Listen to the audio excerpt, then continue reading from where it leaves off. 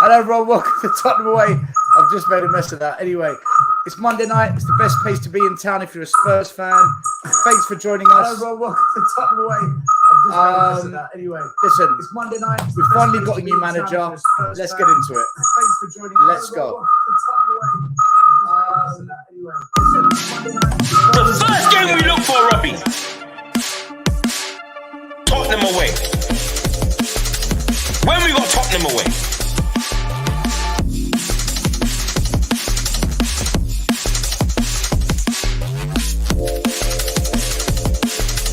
Tottenham away. When we got Tottenham away.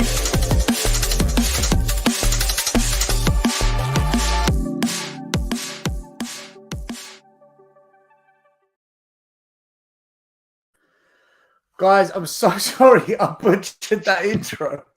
I was getting feedback and I could hear myself 2-3 mate, times. I saw Antonio Conte in your bedroom, mate. I thought, what's going on there? Mate, I had no idea what was going on. I couldn't figure it out, so I thought I'd just start the show. Anyway, listen, guys, everyone watching, thank you for joining us. Much appreciated. Sorry about the intro. It's our end of season review. We're going to discuss the entire season and, of course, the day that we go live. We finally have a manager at Tottenham Hotspur. We're going to get right into all of it. Hallelujah, right? Iggy, how you doing, my man? You good? G'day, mate. Yeah, all good, man. All good, all good. How are you guys? Are you doing all right? JP? We finally got a manager. All right? I've been a bit home and away, you know. Nice, Tottenham away. Oh, God almighty. Here we go. All the puns. Tottenham away. Tottenham home and away. Tottenham home and away. G'day. Naz, you all right? Lee, you good? Yeah, all good, mate. All good. We're going to win the league now. That's it. It's coming home, right? It's coming home? It's coming home. All right, look, let's quickly hello. Underwhelming. The most underwhelming feeling within the camp right here. Yeah, everyone's feeling underwhelming. Everyone's talking, but I can feel the underwhelming. Let's address the elephant in the room, man. Oh, well, look, I mean, look, if you want, we can go straight into why everyone feels underwhelmed, or we can wait till we get to that part of the show. It's up to you. I don't know. No, you're the conductor, so you tell us. You're the conductor of the orchestra. We have an agenda. We're on the timeline. We need to stick to the timeline because the amount we're getting through, we're finishing at midnight. All right, look, let's hello to everyone in the chat, and then we'll just crack a lack on. We've got Ariel, big up. We've got Lookman. We've got Tony. Big up to all you guys. We've got Chris. We've got Lily White Lane. We've got Roy. LA007. Big up to you. Thanks for your emails this week, by the way. Tottenham Kangaroo. We've got Chris. Nice. We've got Rob. We've got Ryan Isaacs. We've got DJ Marcus. Louis in the house. William. Sophie. I wonder who Sophie is. We've got Luca 14. We've got Jamie Git. Spurs GP. Yeah, we definitely need a doctor. We've got Daniel, we've got Sander, we've got Lisa, big up to you. Football, big up to you. We've got Bill, big up to you. We've got Tommy G, Mason, Seb, Paul, Sammy's in the house. We've got Johnny from Bethnal Green, Apocalypse Now, big up. Big up the Bethnal Green. Mario, we've got Smiv in the house. If you don't know who Smiv is, go to his channel. It's called Smiv. Check it out. We've got Graham in the building. Big up to Graham. We've got Mike Zappa. Big up Mike Zappa. We've got Stixie, a.k.a. Dean. LJ's in the house. Danny, Jeff. We've got a super chat from DG. God bless you. 2 minutes, 100 plus views, $2. Come on. Oh, nice one, man. Big up to you. Guys, we've got 200 people in the house already in the first 5 minutes. Crazy. Aussie. Oi. We're going to come up with it. I want to know where that Stelios is. I've heard he's a Greek as well. Apparently, he's a coach. G'day. Listen, if the Italian couldn't quite bring the house down, the Greek will. Let's hope. We're Let's hope. We're finished. Let's just We've got hope. John. Let's we've go. got Jano Hope it goes 7, all Spartan on Alexandra. everyone. Big up Zafaguna, David P's in the house. We've got Rob Frank. We've got Totspur, Sunbloke. Big up Tom in the house. Jack, Drunken Vigo, Wayne. Big up to Wayne Holland, Brian Maguire, Liston Hines, Alpesh, Sander. History of Tottenham, aka Roy. Just Fly, Della Spurs. Big up Danny D. We've got Ant. We've got Terry. We've got Aussie Wright TV. Yeah. Big up, Aussie love Wright. it, love Not it. Not Henry, but Aussie Wright TV. I mean, honestly, That's a it's nice little unbelievable. song there as well. Good name, that There's is, a nice mate. little song there you had as That's well. bloody going there good still. name, that is, mate. Also, well, we've got Was- Mario, we've got Jason. Guys, listen, big up to all of you. Thanks for tuning in. What can I say? We're going to get into the season. We're going to start with. We'll briefly go through the season so we can talk about the new manager, because I think that's the big talking point, right? So the season started. We were all optimistic because we had got Champions League. We beat the Gooners to it. We had that amazing Derby Day game where we beat them 3-0 to pretty much put them in the mud. But there was a little bit of apprehension because the transfer window wasn't quite what we thought. So we were optimistic, but also a little bit pessimistic. Now, what went wrong with Conte, guys? Because from being the team that we thought would push on, we completely went backwards. What do you put it down to? Iggy, I'll come to you first. What if you were to briefly summarize what went wrong with the Conte regime, what would you put it down to? Reality kicked in. The reality of the Tottenham Hotspur journey kicked in. He realised he weren't going to get what he wanted. He wasn't going to get any more from these players that he had already asked from. Maybe a few players that had enough of him and his ways. And in the time that he was absent, he came back. And so he said it himself. In the time that he was absent, he came back. He saw a different approach to the players in the way they trained, in the way they were acting, in the way they were just being generally, to the one that he had left previously, and to the one that he had hoped that would carry on from the end of the previous season into this season. Just in something happened within the camp itself, and in his absence, just made it worse. And by the time he came back, something within himself had changed, as well as in the players, and that was clear, very evident, very, very evident. And also, the club wasn't very present. And I said this many a time still, the club isn't present. Whenever a team goes through difficulty, whenever a manager's going through difficulty, whenever there's a blip moment, the club is never present to support, to offer support with a statement or with something that, you know, how many times does the manager show his face to the public in a press conference, and you look round and he's there by himself, whether it's good times, bad times, he's got nobody there within the club that can really back him in everything that he's doing. And I think he just that whole thing all went tits up very, very quickly, and in the end he'd had enough, and he said what he said at post Southampton, and once that was done, he went, and everything that happened in weeks, months later prove what Conte had said back then was right, because there was possibilities to prove him wrong, and all these players did is prove him right, and that's the end of that.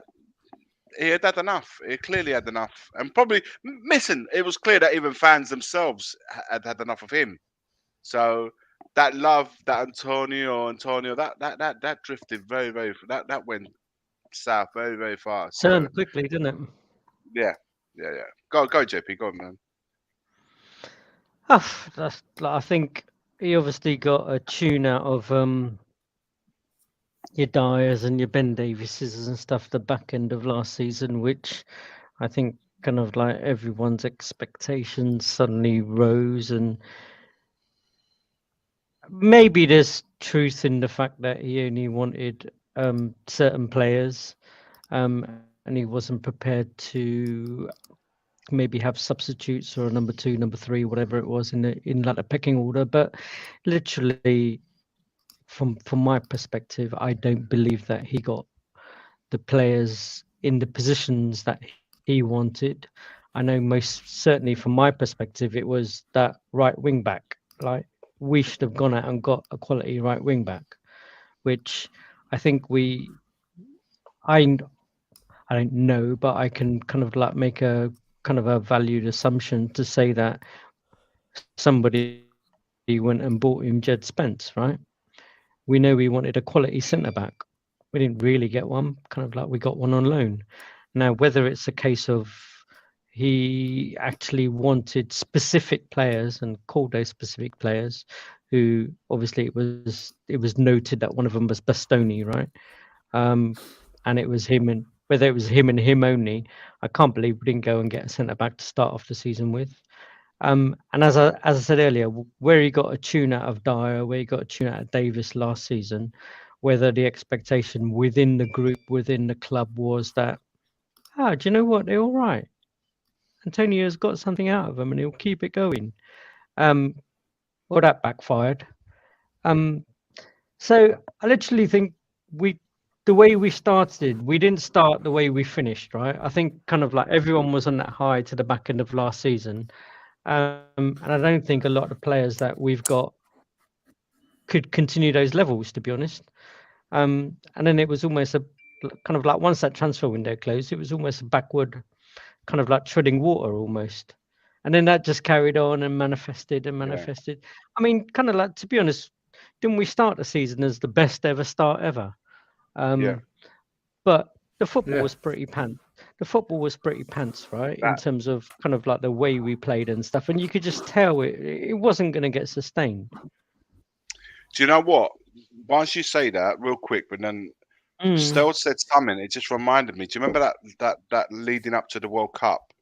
We said in that break, something needed to change, as in the contract needed to be signed and all these things needed to be put in place, and then the January transfer market.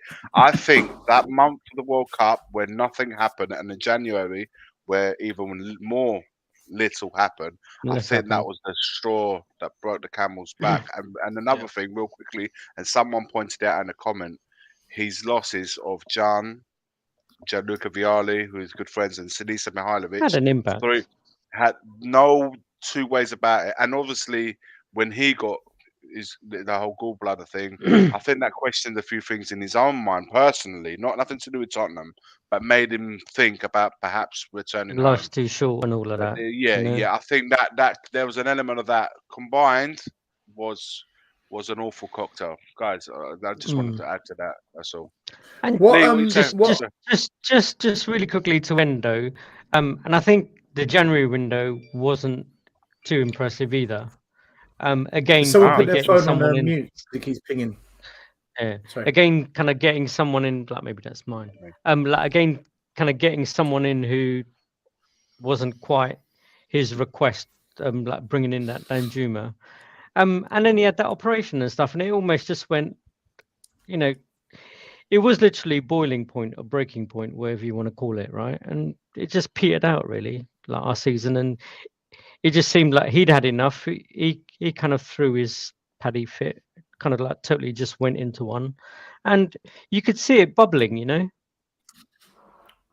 then the rest is just history. So, Mason coming in again and going through the whole end of cycle. Well, the Conte reign came to an end. Fans were beginning to be the most disgruntled they've been in years. And whilst that happened, just after this happened, Maz, what happened with Paratici?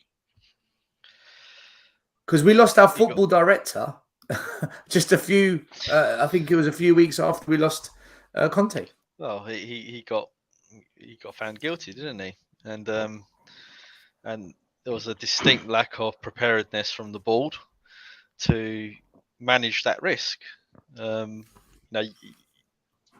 You bring in people into the organisation, and whilst you have all the best intentions in the world and you'll back them until the end, as a responsible business, you should also try and mitigate the risk, right? And if you know that something is looming around the corner and the what if is going to happen, then you prepare for it. And Tottenham absolutely did not prepare for it. And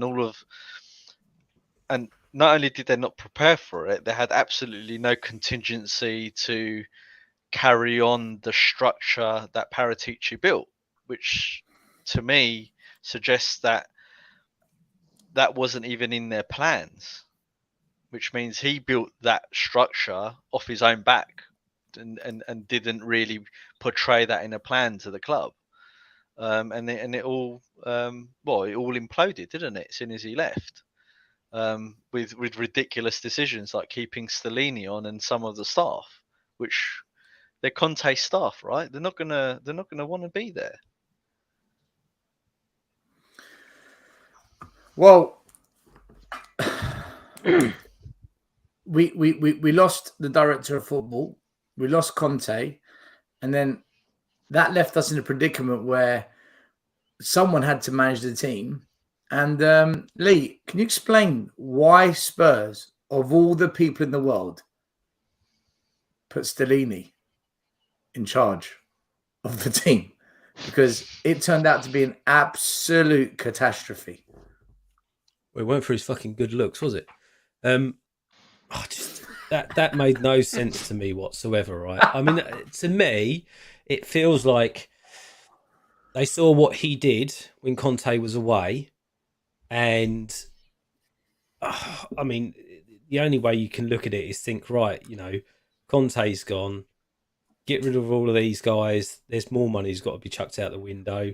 Let's just give him the role. We did okay when Conte was having his anus out or whatever he was having done. And I think it was just the cheapest option, right? Just keep someone around. He knows how Conte plays. Keep him at the club, let him run it for a few bits. And it just backfired, basically. Because, all the good work that he did while he was looking after us didn't really pan out, did it? But then what are you going to do with this group of players? I mean, that's the whole point of Conte going in the end, right? He come to the realisation that he couldn't do what he wanted to do with this group of players, minus Bentancur being out. Why do we think it was going to be any different with Stellini? I mean, it's not as though he radically changed anything he did. At the end of the day, he was just copying what Conte did in the first place and just kept running with it. So... stupid thing. Just like Paratici. Paratici was, for me, Paratici is the dumbest signing we've made in the past few years. I mean, that's like appointing someone who's being investigated for insider trading, and then giving him a job at your bank. I mean, it's just like, how this is going to turn out. You are not going to be here for long. It's the dumbest thing I've ever heard in my life. It's obvious, even if it didn't, something was going to go wrong, because they don't. The people like FIFA and stuff like that. They don't do these things for a laugh. They do it and they bring charges because they've got evidence. Yeah. And we know this has been hanging over his head for ages. So I don't know. The only good thing that came out of Paratici at the moment is the fact that we managed to get Romero over the line. The rest of it is just fucking waste of time, wasn't it, really? Well, since sacking Pochettino, we had Jose, didn't go down well with the fans, especially Nuno. Conte came in to save us, which he did. He got us top 4 and turned Kane around. And then with Conte going and Paratici going, Stellini was like the cherry on the cake. A lot of fans began to turn then. That result in Newcastle just flipped everyone. The players had to refund the fans that went that day. And then it really blew up. And then you saw a very, very prominent Levy out, purple and gold until you're sold campaign. You had protesters in the stadium, Levy out, Lewis out, profit over glory, ENIC out, balloons in the stadium, fans blowing up balloons in the stadium on live YouTube shows. And you even had the wife of Levy consoling him because of the chanting. Have you ever in your life, guys, seen such a toxic, anti-board atmosphere at Spurs? And I'm going as far back as Irving Scholar, Sir Alan Sugar. When you consider that this season literally became a disaster? I'll answer that. No, but I don't think it was enough.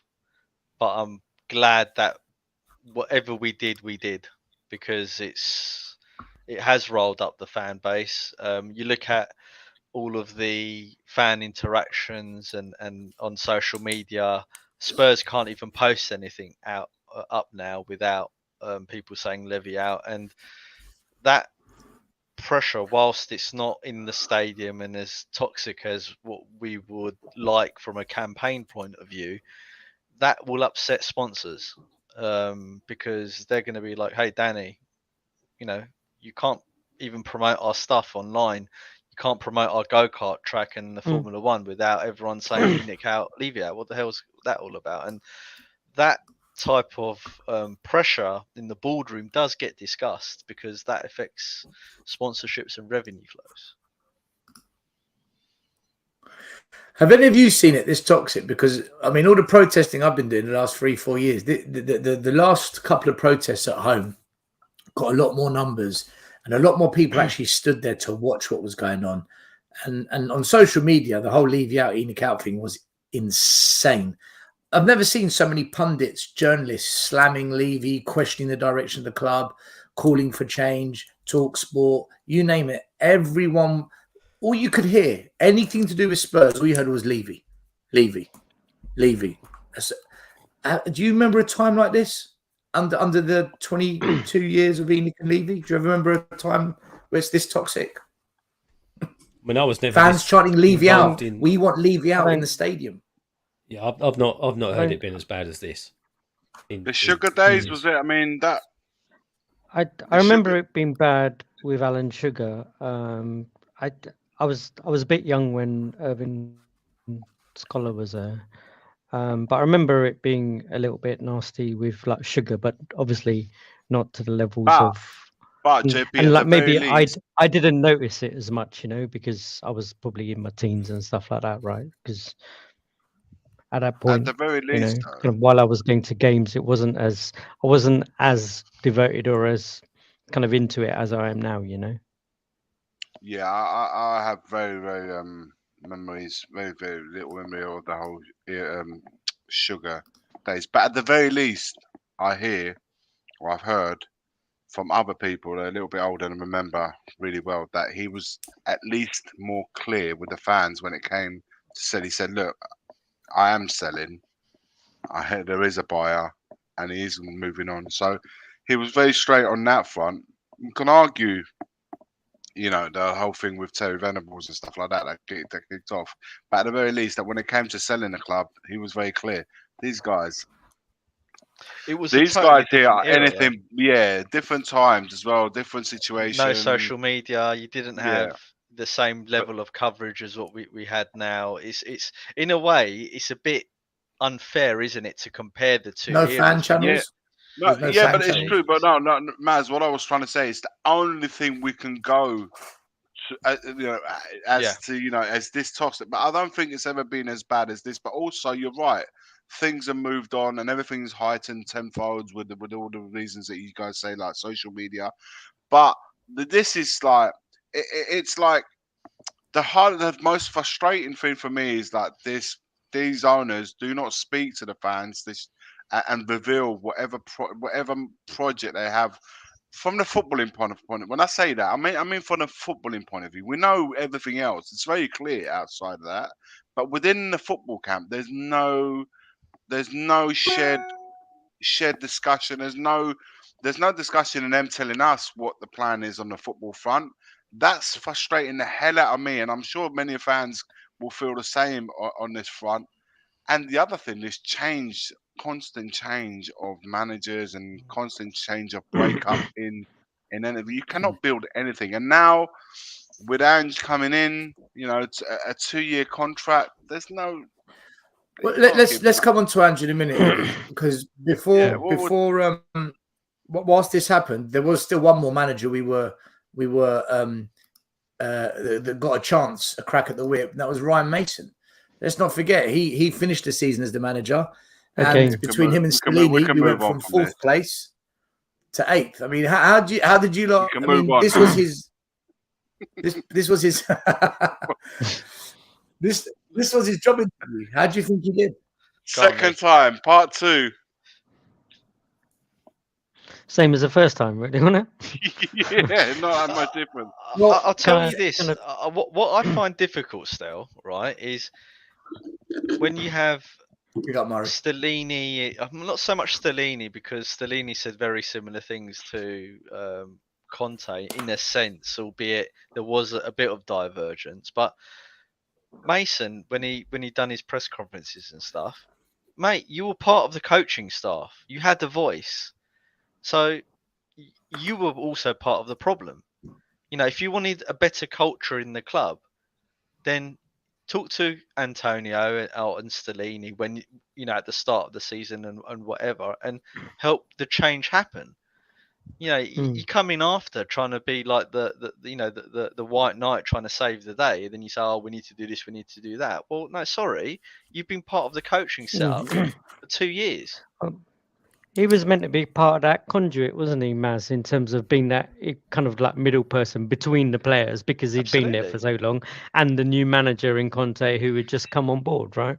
Was he also there? No, he was there under Jose as Yeah, well, yeah, wasn't he? yeah, So yep. he Yeah, he was there exactly under, the same. So I for me, not that as you always say, He Son, I took over absolutely after agree with Jose, you. didn't he? He took over Yeah. after Yeah, Jose same when he got thing. fired. I you support the team, not the regime, and I do subscribe to that. You don't, just because it's not a manager you favour, you don't want the team to do bad. But deep down, I was thinking, well, mate, you're part of the problem.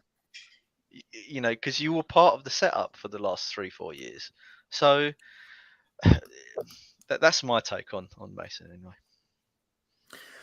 Well, what I found interesting about Ryan Mason was that he went to a back four and we got pumped. He went to a back four against Bournemouth. We got humiliated at home. He went to a back four against Liverpool, exposed all our vulnerabilities and not being able to defend. So no matter what he tried, all the things that we were arguing on this channel about Conte and a back three, we kept banging on about it for a whole season and no one really listened. And I know I took a lot of stick for what I was saying. It all came to true. It all came to fruition. From fourth place in a back three, we finished 8th with a back four. It was a disaster. I'm not saying Conte would have got us top 4, and I'm not saying Conte long-term is the solution, but I understood what Conte was trying to do. So I think Mason was a disaster. Whilst Mason was manager, though, what was very interesting, up in the stands, all the fans, or a lot of the fans, were singing, "He's magic, Maurizio Pochettino." It's clear what the fans wanted. It's clear what the message the fans were sending to the board. So you've got half the fan base singing Levy out, half the fan base singing "He's magic, and then this happens. How do we feel about the guy that pretty much unanimously we all wanted back has gone to, a team that arguably a lot of fans say they hate Chelsea more than Arsenal? Well, he's gone to Chelsea now. Isn't the worry that he's going to go there and rip it up and absolutely show what can be done if you back a manager that we once had? Definitely, but I don't think it's unanimous that we were. Like, I certainly didn't want him back. I don't think I think a lot of fans coming did, back with Levy. Him coming back with Levy, yeah. But I also heard a lot of fans saying they would like him back, but not with Levy on charge, right? Otherwise, it's just going to go through the same kind of like. Yeah, I agree with that. Mill, right? So, but they, I mean, you're 100% right in terms of there were songs and like they were quite loud songs as well. Like in terms of singing for Pochettino, and I don't know how they feel like kind of right now. To me, it was a little bit disrespectful. Obviously, you've got your main manager there, but singing for another manager. Well, last week they were singing Antonio. But it is what it is. I'm sure he will rip it up there, but what could it be now? Sorry, Mahri, go on. No. I'm just gonna say this fan base doesn't really know what they want. They take the lead from the club. The club doesn't know what they want. It's. Do fans know what they want, Mahri? Do our fan base know? I'll tell you why I say this, Mahri. I'll tell you why I say it. By the way, big up to Phil P. Super Chat. Stel, Ange, Savra, and me, Greek boy summer. Woo! Woo! I don't know if that's a good thing, by the way, but we're going to find out. That looks. Let's see. Yeah, The reason I say that to the would fans blow know what up. they want. Listen, the reason I say to the fans know what they want, Mahri, is because I don't want to get into Ange because we want to leave that to the end. But I remember when Jose took the job, he's a winner. He's a proven winner. He's going to bring a winning mentality. We've got a winner at the club. 12 months later, Jose out, get him out of our club. He's wrecked the club. In comes Nuno. Give him a chance. Stop going in on him. Why is everyone being so negative? 10 weeks later, get him out. He's the worst manager we've ever seen. In comes Conte. He's elite. He's relevant. He's not like Mourinho. He's not a dinosaur. He's ready now. We've never had a manager this good. 12 months later, get him out. Turgid football, rubbish. And then Mason comes in. Give him a chance. He's one of our own. 6 weeks later, he can't do the job. Don't give it to him full time. It's almost like we build up managers. We hype it up. We can't wait to jump on that Levy Dick train. And then when the Dick don't want to rise no more, we try and rip it off. And now we've got Ange. And all I'm hearing now with Postecoglou, and by the way, I'm not for or against this manager. I don't know where I'm at with this yet. But he's come, and all I'm hearing is he's the perfect fit. He's the right man. He plays good football. Mahri, do fans know what they want? Because they seem to be so unable to stick by what they say when a manager first comes. And it only takes maybe 12, 15 months before they completely forget what they said in the beginning. I'm going to be very sensitive because I'm a counselor. But You're in the right place. Yeah. We need counseling. But it's almost like our club, let alone our fans, are bipolar. It's this, but then again, it's this. And, that's the best way I could describe it, that our fan base is bipolar. We go by mood swings. We can't have an even keel about some things. And so right now, you have people who don't like the signing, and you have people who are super ecstatic. Not saying that they can't feel that way, but it's always ever changing. And so it's, we don't we say, right? You're a perfect example. We say that we want attractive football, but when we got Jose and Conte in, everybody was celebrating. Most people were celebrating. Maybe Kuva was the only one I could think of who was just like, I don't like his style. And maybe the few who say it's not going to work. But other than that, most our fan base, it's bipolar. That's the best way I could describe it. To be honest with you guys, there was a hashtag no to Postecoglou anyway, so it ain't like he's been met with open arms.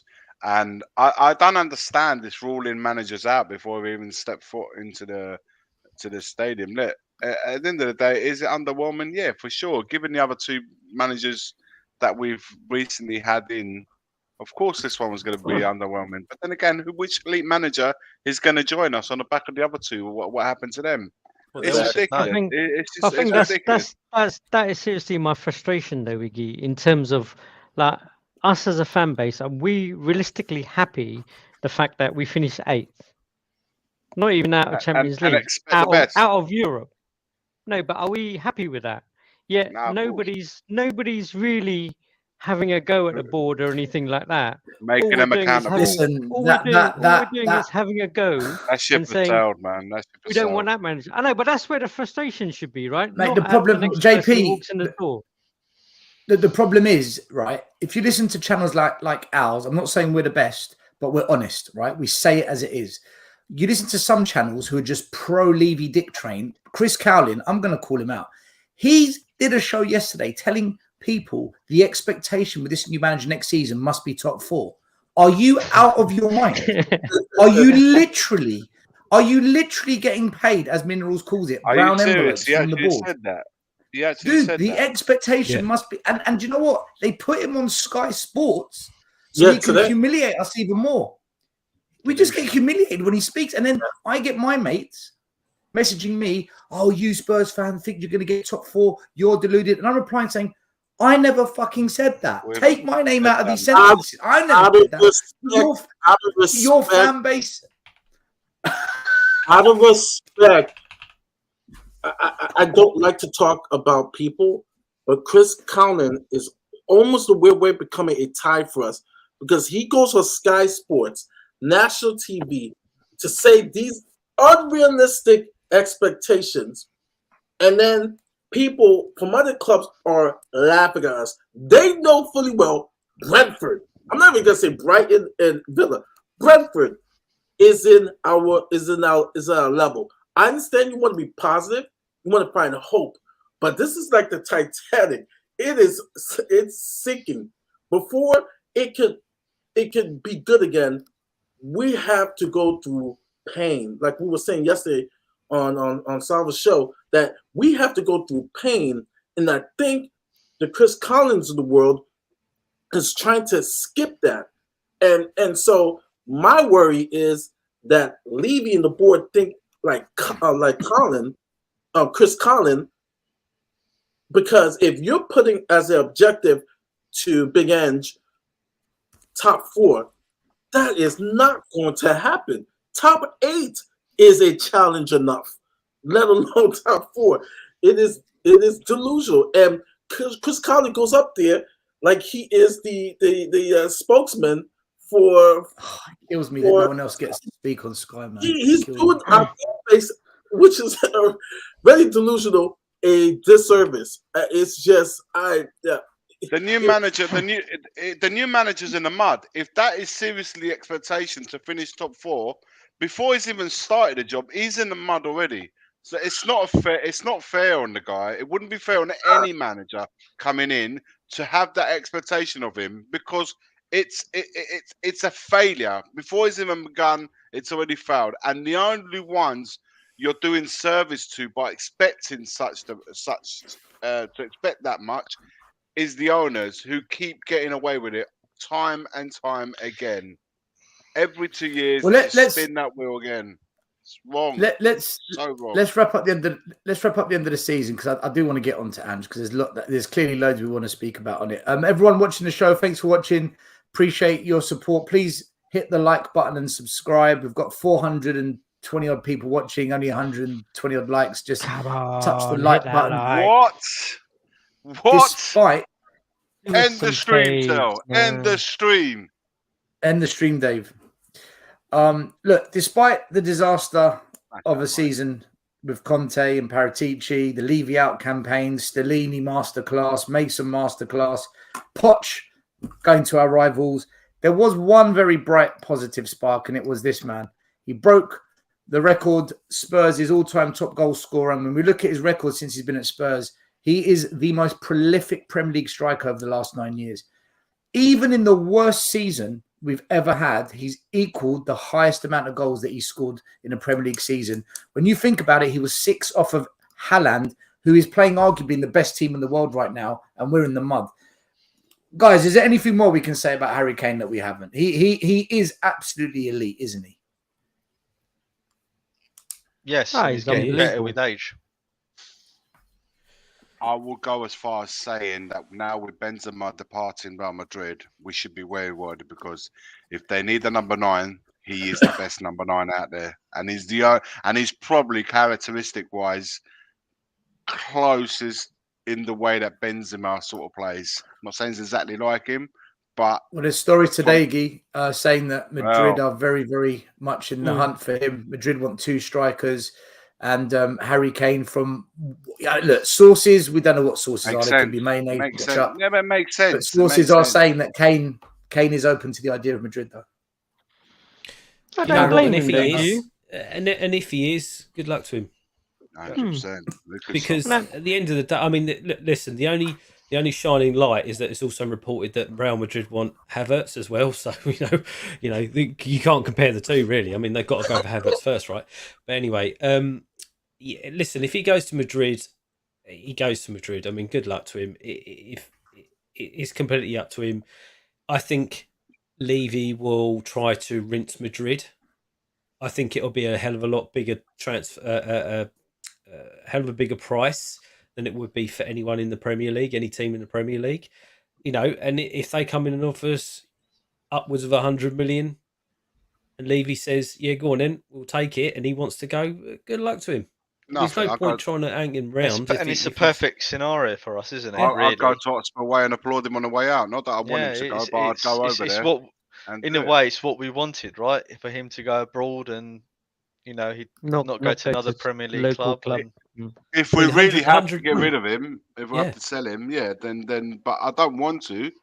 I don't want him to leave Spurs, because if we weren't in the mud already to try and finish top four, how are we going to finish top? How are we going to finish top four without Harry Kane? Yeah. I mean, if it's a mission with him, go on Chris Callen's show and tell him. If it's a mission to finish top four with Harry Kane, you must think people are laughing about that, right? We finished fourth from bottom with it. So there's no logic. This is what I'm trying to say. There's no rational thinking. But are we not almost doing a Levy and kicking the can down the road again? Yes, absolutely. The way. This is what I'm trying to say earlier. I've said Harry Kane's gone this summer. I've made my bet on this. I do not see him in a Spurs shirt next year. I just don't. I don't buy it. I think he's gone. It would even be a kind of clean break in a way for this Ange, right? At the end of the day, you go get rid of Kane. If you get a good amount of dough for him, here you go, lad. Here's the money that you can have to start building your team. Guys, right? Clean break, start from there. At the end of the day, even if he's got Kane, it's only for one more season, right? Yeah. Is that going to disrupt the way he plays? Who knows? Right? There's a niggling feeling inside my head, though. He wants to stay in England and play for a Premier League team so he can carry on smashing that record, as well as winning trophies, hopefully. Or go and win the Champions League gigs. Yeah, but I think, with Real Madrid, of course, but I get that side of it. And I'm not saying Real Madrid isn't a really good destination to go to, by all means. I just think there's something inside the back of my head that he wants to stay in England to break that Premier League record. Iggy, and I think someone like Man United, maybe Chelsea.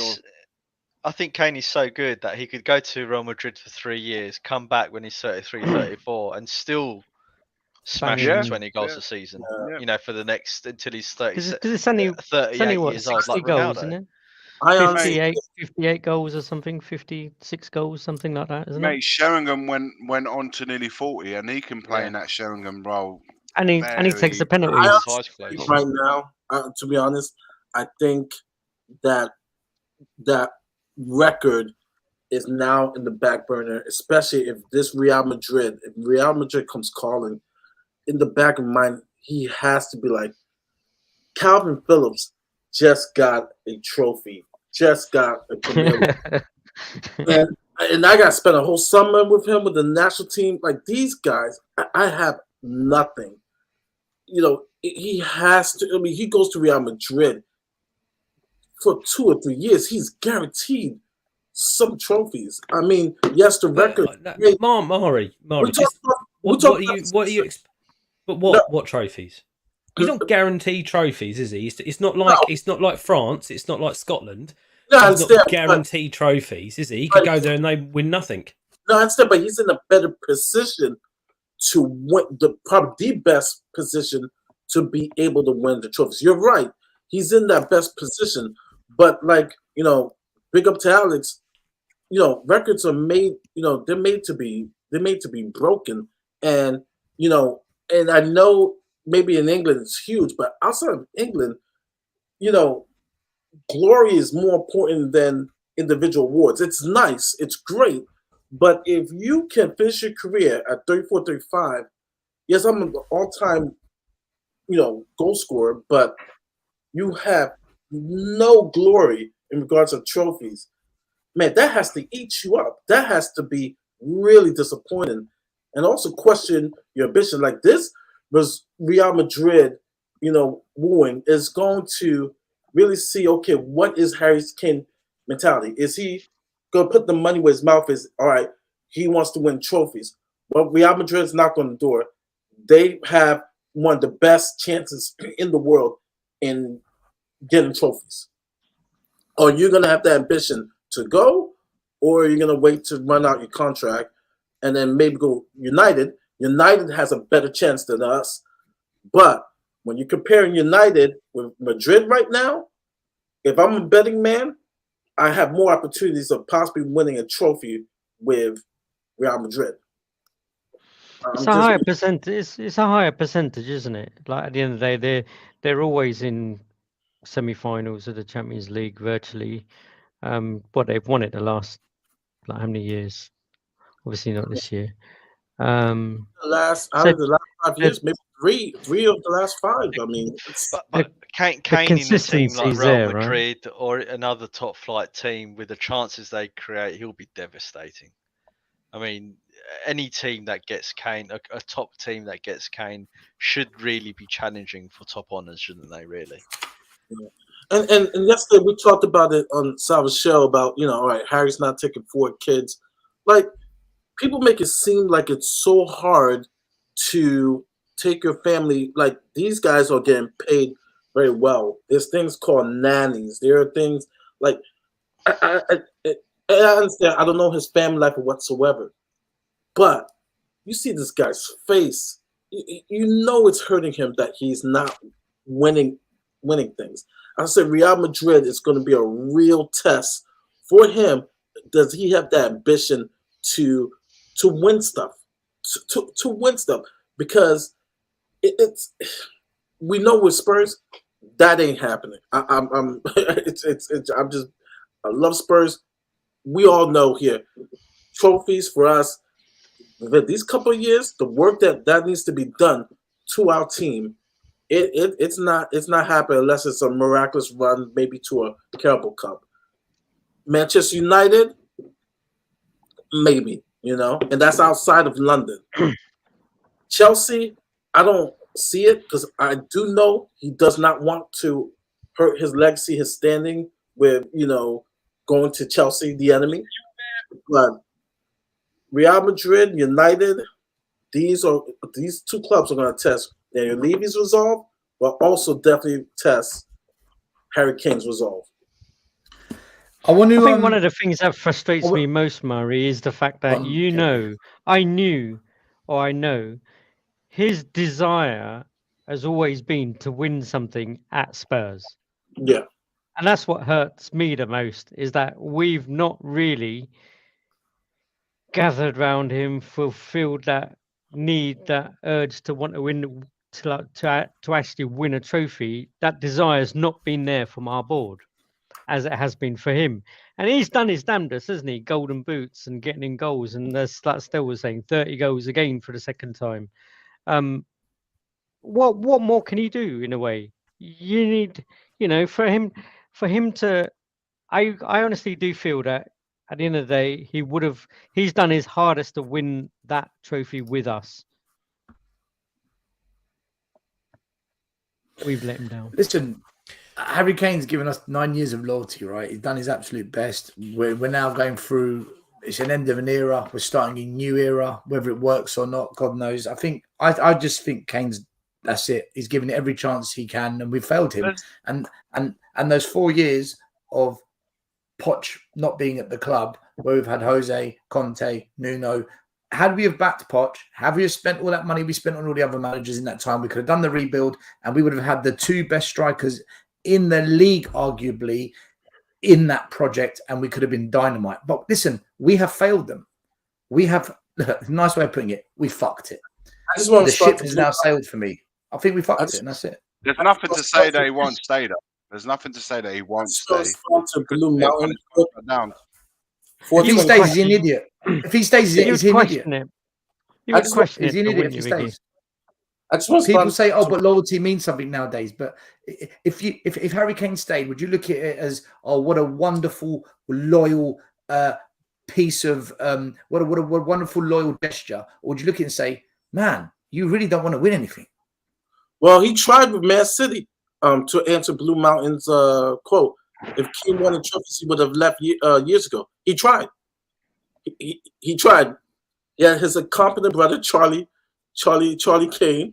They tried to force a move to Man City, so he's tried before. So he wants trophies. So, like, well, look, Harry Kane, whatever, we're going to find out this summer for sure. That was one good bright spark of a terrible season. There was another good bright spark, which we have to briefly touch on because it was, I mean, for us, it was more relief than a bright spark. But the wheels absolutely came flying off at the Arsenal. I mean, we loved every second of it. The biggest bottle jobs in Premier League history, 247 days at the top, and they absolutely fucked it. There's the league table. The season ended. Manchester City were in the league, Arsenal, United, and Newcastle taking the Champions League spots. Liverpool in the Europa Cup, along with Brighton, who arguably had one of the best seasons of all the clubs in the league. Villa, by 1 point, Unai Emery doing a phenomenal job there, overtaking Spurs to grab the last European spot. And there you have it, Spurs, 8th, no Europe, our worst finish in God knows how many years, in the mud. And whilst the season's ended, the Levy interview process began, and we got some screenshots from the interviews. There's Levy seeing which candidate best fits. But before we even had a manager, even more mud was thrown in our faces. Listen, what do you make of this? Because you can't write this anymore. Just when you think nothing worse can happen, this reject and this reject win the second biggest European prize. And yesterday, this guy scores an absolute scream in the 94th minute to win Royal Antwerp's first title in 55 years. And just to top it off, we find out that he's coming back, and he puts a tweet, "See you soon, Spurs fans." And the memes begin. Iggy's going to like this one. There he is. I'm coming home. I'm coming home. Where do you want to start? Lamela, Brian Hill, Europa Cup, Toby Alderweireld, Ndombele winning Serie A. He's coming home. He can't wait. He's tweeting us. Iggy's face says it all. Just first off, just to say something, right? Well done, Lamela. I think when he was at our club, he was one of the, apart from the usual suspects, he was one of those players that showed passion on that pitch compared to some of the other people, even though he had no affiliation with that badge before he joined. I always liked him for the passion that he had. Whether it was good enough or whatever is by the by, but you know, good luck to him. He's won the trophies. You know, we swapped him for Brian Hill, wasn't it? Did we swap for Brian Hill? Hill. I mean that way. I mean, we swapped him for Hill, and then Hill went back to where he was, and together they've won a European trophy. I mean, you can't write it. It's like a Disney fucking cartoon. I think we got stiff there, big time. Jesus Christ! You know, we gave them I agree with you. so we can buy Hill, and we sent Hill back, and they both win the European Cup. And they got the money as well. Still, and they got the money. Man.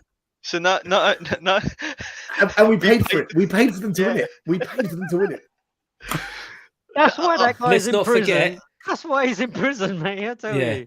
Let's not forget the Rabona against Arsenal. I mean, that's all you have to say. I agree with you, Lee. I think that When he got 1 foot. he could have been much more than what he was. Whether, like you said, whether it was good enough or not.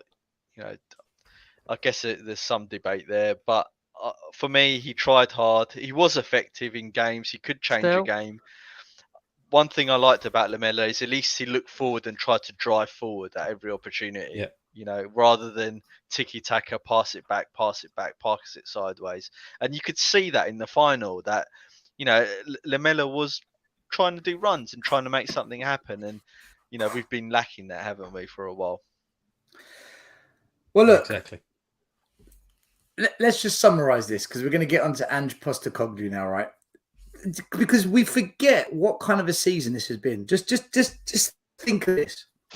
Antonio Conte calling out the club, literally throwing us under a bus, getting effectively sacked because he wasn't backed. Paratici, charged, convict, criminal. Levy out campaign getting bigger. Stellini, what a shit show. Ryan Mason interviewing for the job and making a mess of it. Pochettino going to Chelsea.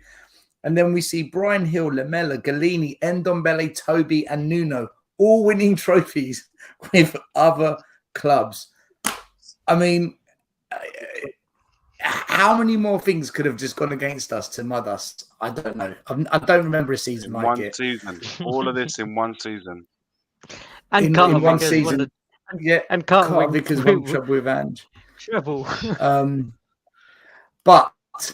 But today was the news that every Spurs fan has been waiting for, whether it's the news exactly how you wanted to hear it. And that is that, and his name's not Ange, by the way. You know, allow a Greek to correct this. It's Angelos, otherwise known as Angelos. Angelos. That's all right. I kept my mouth shut for Paratici. Paratici. Paratici. How long did I hear Paratici for? I was correcting people at the beginning, and then the end I was like, no, listen, still Paratici. Iggy, I'm cool. I'm cool if people get. I'm cool if people get Postecoglou's name wrong, right? I can handle it. It's a long name, but Ange, with two G's. I've been getting them for how long? It's Angelo. In fact, yeah, but before we start on, as Angelo, we got a special guest. We got a special guest joining us for this part because he really wanted to come on for this. This is a tutorial. Pen and Big paper up Danny out. the You've got to learn how to say the We want to jump on this bit. There you go. From one Greek to another. Here we go. Perfect assist. Already, eh? I'm good. How are you guys? What an assist. So funny. Talk of Greece and one turned up. Get the silver ready, boys. Get the silver ready.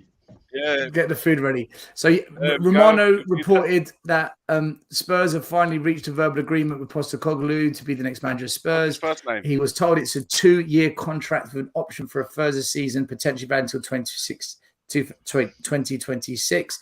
And then it followed with, let's go. Here we go. He was announced. It's done. Well, it's not officially done, but if Fabrizio says it, it's pretty much done. It looks like he is going to be the next manager. Welcome, Big Ange, to the club. Holding the cockerel, holding the ball.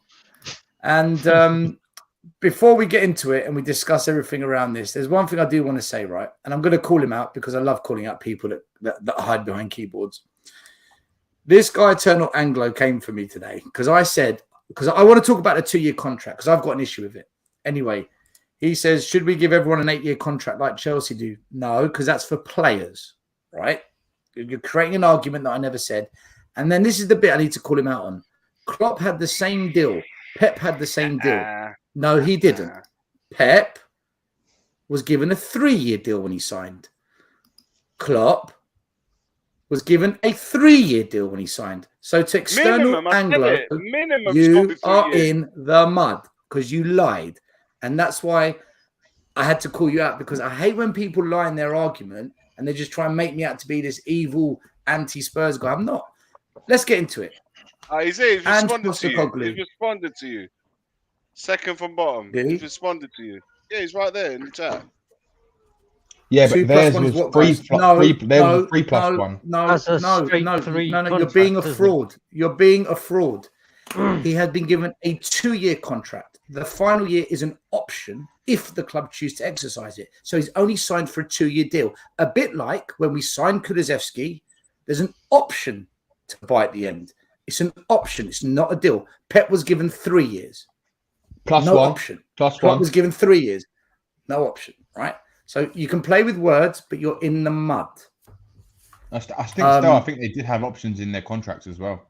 Most clubs do it. Yeah, but Danny, it was 3 years though, guaranteed. Yeah, I know. It wasn't 2 plus 1 equals 3. Yeah, I know. So it wasn't the same. He should have been given 3 years minimum, man. You can't give someone I wanted. 2 years with the amount of work he's got to do at Tottenham. You know, in the proviso that he's going to be given the opportunity to do that job at Tottenham. Yeah. That's the first thing.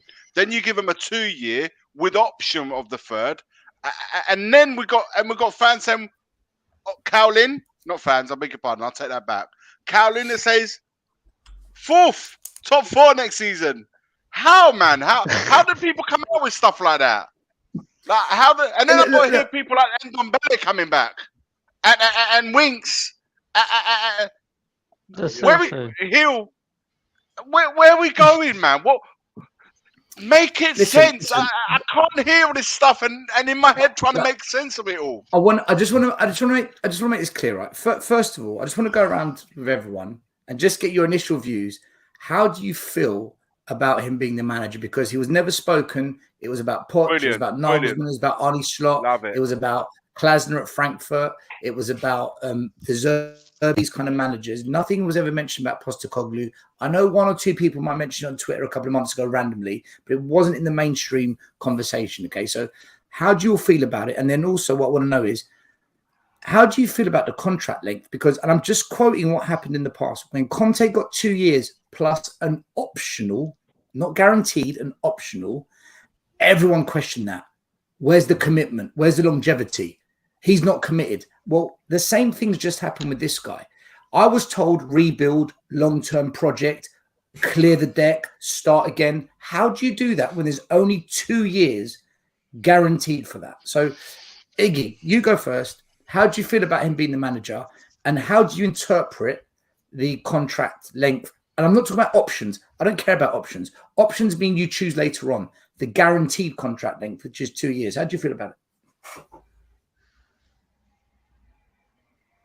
Well, guys, I've already touched upon it already at the beginning. I said it should have been minimum 3 years, and perhaps or a 5-year deal with a breaking clause. You can so many ways you can do it. 2 years to me, it's just such typical Spurs thing to do, man.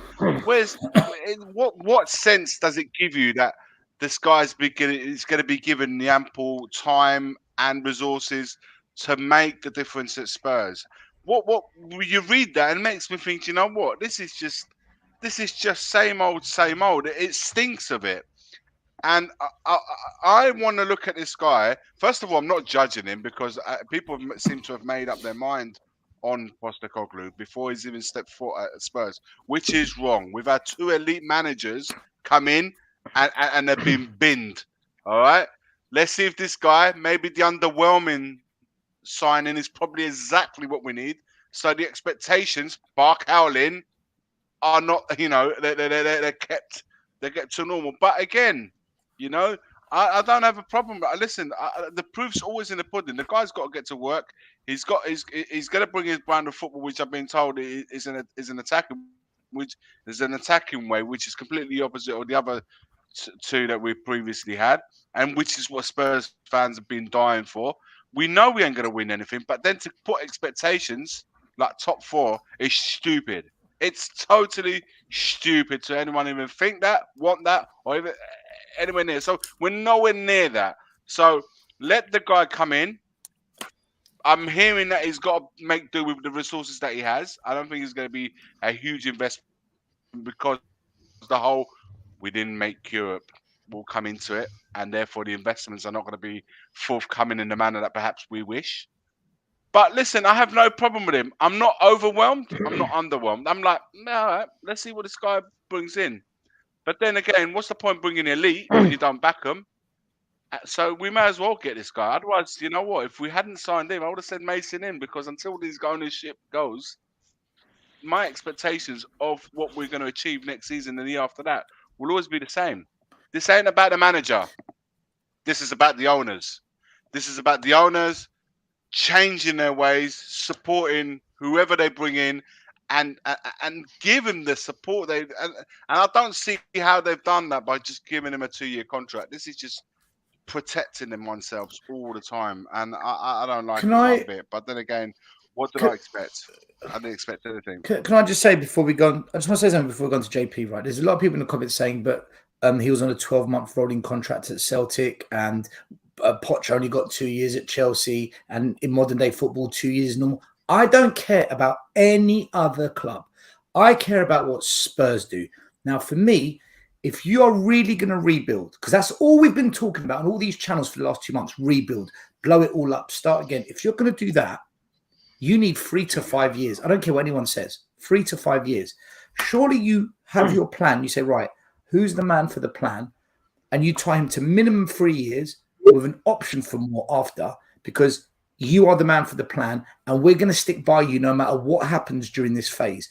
By only giving 2 years, what you're saying is we're not sure. We don't know. And what you're also doing, which a lot of fans aren't looking at, is let's say he does a bloody good job. We've now allowed another club to come in potentially and take him from us because he's not tied down to that longer contract, and we won't get compensated for it. So if you really are serious about a rebuild and you really are serious about having a manager in place for the long term to really sort this club out once and for all, you find your guy, you believe in him, and you back him by saying, there's 3-4 years. And also, we should be saying to him, we need you to stay for this for the long haul, not for 2 years. So you need to commit to this as well. Because then if he decides he doesn't like it, fine, go. We're getting compensated for it. We haven't done that. And I think that's the point I'm trying to make to everyone here. JP, what do you think? What do you make of him as a manager, first of all? Are you happy? You okay with it? Are you pissed off? And what do you think about the contract length? Or is it not an issue for you? Well, to be honest, I'm sad and disappointed, right? Not because of him as a manager or what he's done or what he could do. And as Iggy said, I believe he plays a nice style of football and stuff. I had a conversation with Shine yesterday, and Shine had gone and done a bit of research and stuff. He said to me, you should go and check it out. And I was like, kind of like, when I hear that he's actually signed, then I'll go and have a look at it. There's no point me wasting my life, kind of like previous, like I went and did with Arnie Slot and stuff like that. Do you know what? I've been burnt before. But I think my pain comes from the fact that, and it, as Iggy said, it's kind of aimed more at the board. Like, we were poor last year. We finished out, never mind top 4, we finished outside of Europe, right? There was fans protesting outside the stadium. And suddenly Levy's just brought in a manager, and suddenly he's kind of like getting away with it. It's like he's bought himself a bit more time. And I see fans on social media and everywhere else almost giving excuses as to why he would be good for us. Oh, you know, like Arsene Wenger came from nothing, Poch came from nothing. And I get all of that. I absolutely get all of that. But in all these years that we've had managers, do you honestly think this time is going to be any different? Personally, I can't see it. I hope it does. I hope it turns out to be different. I would love him to be able to go and get backed and get rid of Dyer and get rid of Davies and get rid of 8 of our kind of like useless squad players that we've got and like replace them. But then that's going to take time, right? That's going to take at least 2 years. And you go and give him a 2-year contract. What does that say? Are they really backing him? Are they just going to go and buy these youngster players and chuck them at him and go, here you go, as they always have done? This is my question. This is my question, JP. Are they really backing him with a 2-year contract? And that's why I say it's not him. It's sad, and like I felt more sad, probably for myself, going, do you know what? Like, everyone's just getting on. Oh yeah, he'll do a good job. He'll do this. He'll do that for us. He'll be fantastic for us. But like, we're not addressing the kind of the main culprit anymore. You know, he's just bought himself more time, and we'll carry on and we'll go through the cycle again. Is my view. And kind of like, what did Conte say? They can change the manager 1,000,000 times or something, and the situation won't change. It's like rinse and repeat to me. Good luck to him. Like, you know, I'll be there to support him. Apparently, he plays nice football. I'm like all for that. But to play nice football, even with his style of whatever nice football is, he's going to need massive changes in that squad. I want to go to Lee. Camping car. No, Spurs have an option for a 3rd year. It's not a guarantee we get him for 3 years. Then that's why it's called an option. Guarantee is the years he's actually signed to committing to.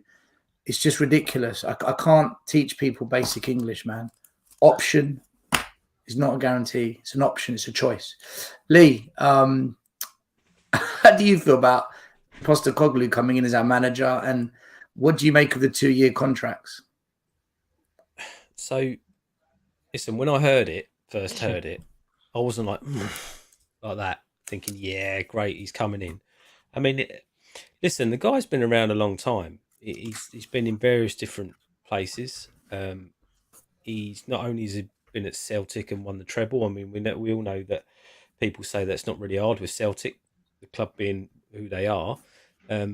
He has achievements with national team. He has taken a Japanese team that never won anything in 15 years and won a title. He's been around the block. It's not as though he's a manager that's just popped out of nowhere.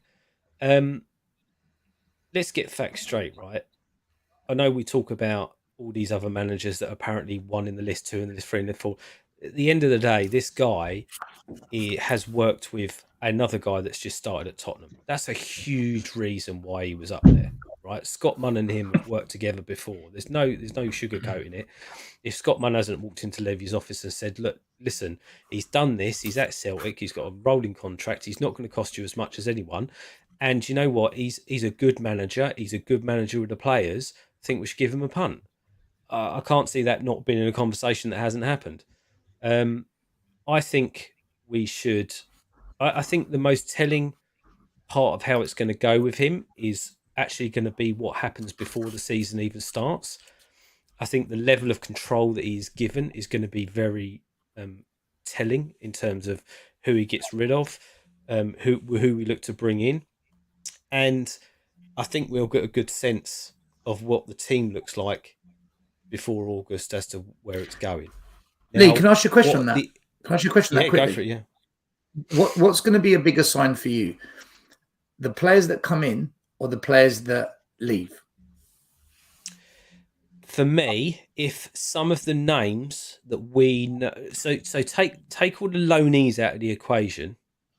If the likes of Dyer, Davis, the ones that we all piss and moan about that are not good enough, if any of those start getting knocked out of the club, I've got a little bit more hope that actually he's walked in and said, look, my style of football, I can get you players, right? I know what to look for. I don't want to spend £90 million on a player in one position. I look for players that are good in those positions. They're coming through. They're young. If he does that, gets rid of those and brings those type of players in, I think there's a little bit of hope. I think the expectation next year is nothing more than a good run in the league. I think we should, and I think he will probably prioritise in his first year, maybe going for one of the cups, which I think is great. There's no expectation other than solidifying the team and getting them playing consistent, good football. I don't think it's going to be a quick turnaround. I think it's probably going to take a couple of windows, a couple of summers before he gets to the point where he wants to get, because at the end of the day, listen, he can't walk in tomorrow and just say, right, I want all of these 7 players gone. I want all these players gone. We have to be careful what we do, because obviously we're going to be restricted by the amount of people we can send out on loan next year, etc., etc. People in contracts, we're going to have to pay them off if we're going to rip them all up. That can't happen overnight. It's as simple as that. So as I say, I'm not, buzzing the fact that he's coming in. I think it's great that we finally looks like we're going to get a manager. What I've read of him and what I've watched of videos and stuff like that, and the type of person he is, I think he'll be good for the team. It's just whether Levy lets him off the reins and says, okay, we'll do it your way. Because one of the things that I've seen people talk about today is, we've got to get a director of football. Well, apparently he doesn't work with director of footballs. That's not the way he does things. So I think that's going to be telling more than anything. And I think the first signs will probably be, before the season even starts, what happens in the summer. And I'm just like, it is what it is. Nothing I can do can change the fact that if we've appointed him, we've appointed him. So let's just now get behind him, see what he does. If on the first day of the Premier League, we've still got the same team and we've still got the same players and we've not made any advances, expectations are going to be really, really low. Because what was the point? If he's just going to work with what Conte and Mourinho couldn't work with over the last 11 years, then what makes you think that any one of his ilk is going to be able to do anything different? Ryan Mason tried to change the formation, it still didn't work. So I don't really see, unless he's got some kind of special sauce, or he strokes them in a particular way where they feel really, really happy and in a safe space. You're not going to change the way they play, really. So you know what I mean? See how it goes. But hey, let's give him a chance, right? Just you can't do any worse. Big up quickly to Wolves F1. Thanks for the donation, man. You didn't say anything, but Say something I later think you and put in we'll stick it on. like a super sticker or something. But big up to you. Big up Wolves F1. Thank Danny. you, bro. No, from Danny. Sorry? No, from Danny. You want to go to Danny next? All right, we'll skip Mahri and Maz. We'll come to you next because JP's overruled me. No, I was just saying we've not heard from Danny. He's only. No, let Danny go. Let Danny go. I've not even said hello. I said I'm all right. I'm a flexible guy. I'm open-minded. Sorry, Danny. Mahri. Yeah. What do you, Yes. Yeah. back to you, Mahri. Danny, how do you feel about Postecoglou being given the manager's job, and what do you make of the 2-year contract with a 1-year option? So, first of all, the contract. I'll speak about that first. With the contract, I think for me, it's definitely a sense of, well, it's definitely the club protecting themselves, right? It's definitely Daniel Levy protecting himself from having to ship out more money if, for example, Postecoglou doesn't turn out to what he thinks he could turn out to, or Postecoglou doesn't do the job that he said he could do, right? It just means less money is going to have to be paid out to him if he has to cancel the contract or they sack him, right? That's in my opinion, that's what it is. Now I get loads of people saying, is that a sign of lacking confidence then in their decision? Well, this is what it's going to come on to. So now, definitely, in my opinion, it is a sign of. It's like saying we don't know if we trust you fully to kind of give you a longer term deal, to kind of follow a vision, but it also, I get that loads of clubs nowadays are more likely than not giving managers 2 years plus an extension year, just because I think nowadays clubs are seeing what it takes now to buy managers as well, to actually get them in. It's like the manager price to bring them into a club now has fluctuated. Now it's kind of gone up like how transfers went up over the last 15-20 years. The same for managers now. It's like managers cost a fortune to bring into a club for your fees you have to pay to the clubs, and also to sack them as well, because if you have them on a longer contract, from a business point of view, I understand why they're doing it, but I don't like why they're doing it. I absolutely fucking hate it, because for me, it just shows that, in my opinion, that it's not. They just don't fully feel that they believe that he's worth a 3 or 4 year deal, because they want to see what it turns out. And look, I get that they're trying to safeguard themselves, but it doesn't fill the fans with joy who are already like us lot, who don't really. We don't want the board. They want them gone. We would want them out of the club, and you want to try and get them on board, but that's just another thing that they've done to kind of.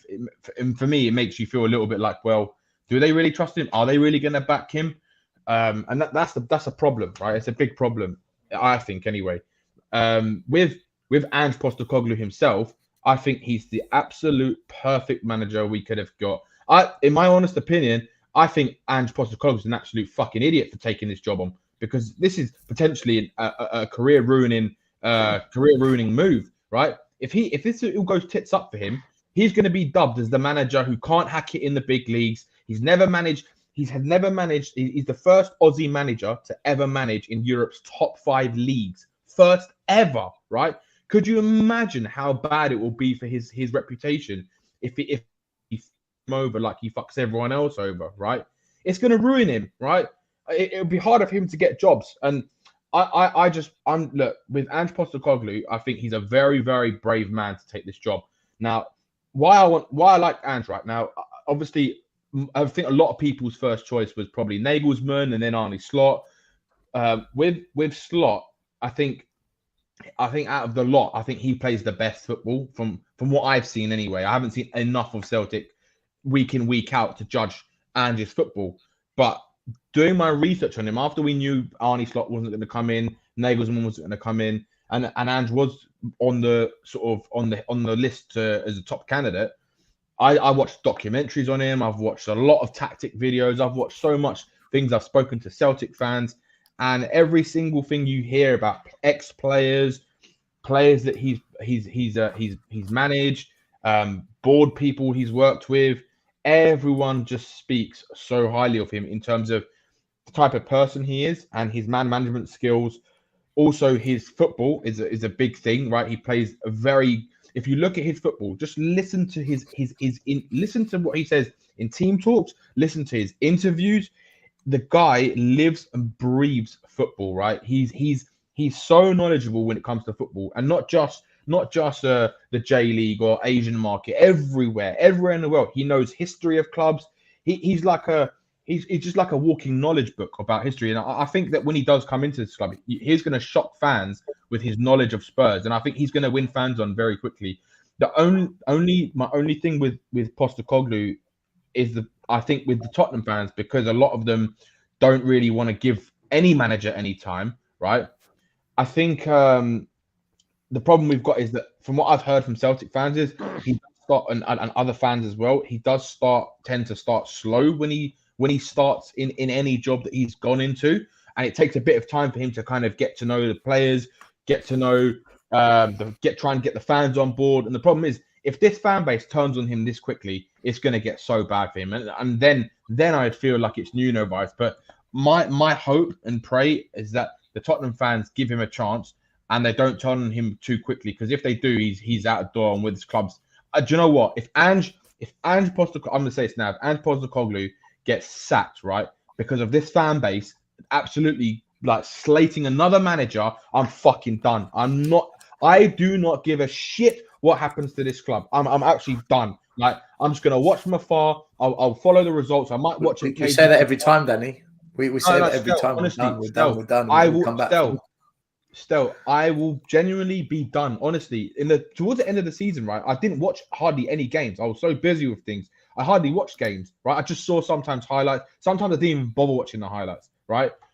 This is kind of how I feel. I think for me, if we can't do it with a Conte and a Jose, and we've gone to literally the cheapest manager around who we could probably get, right?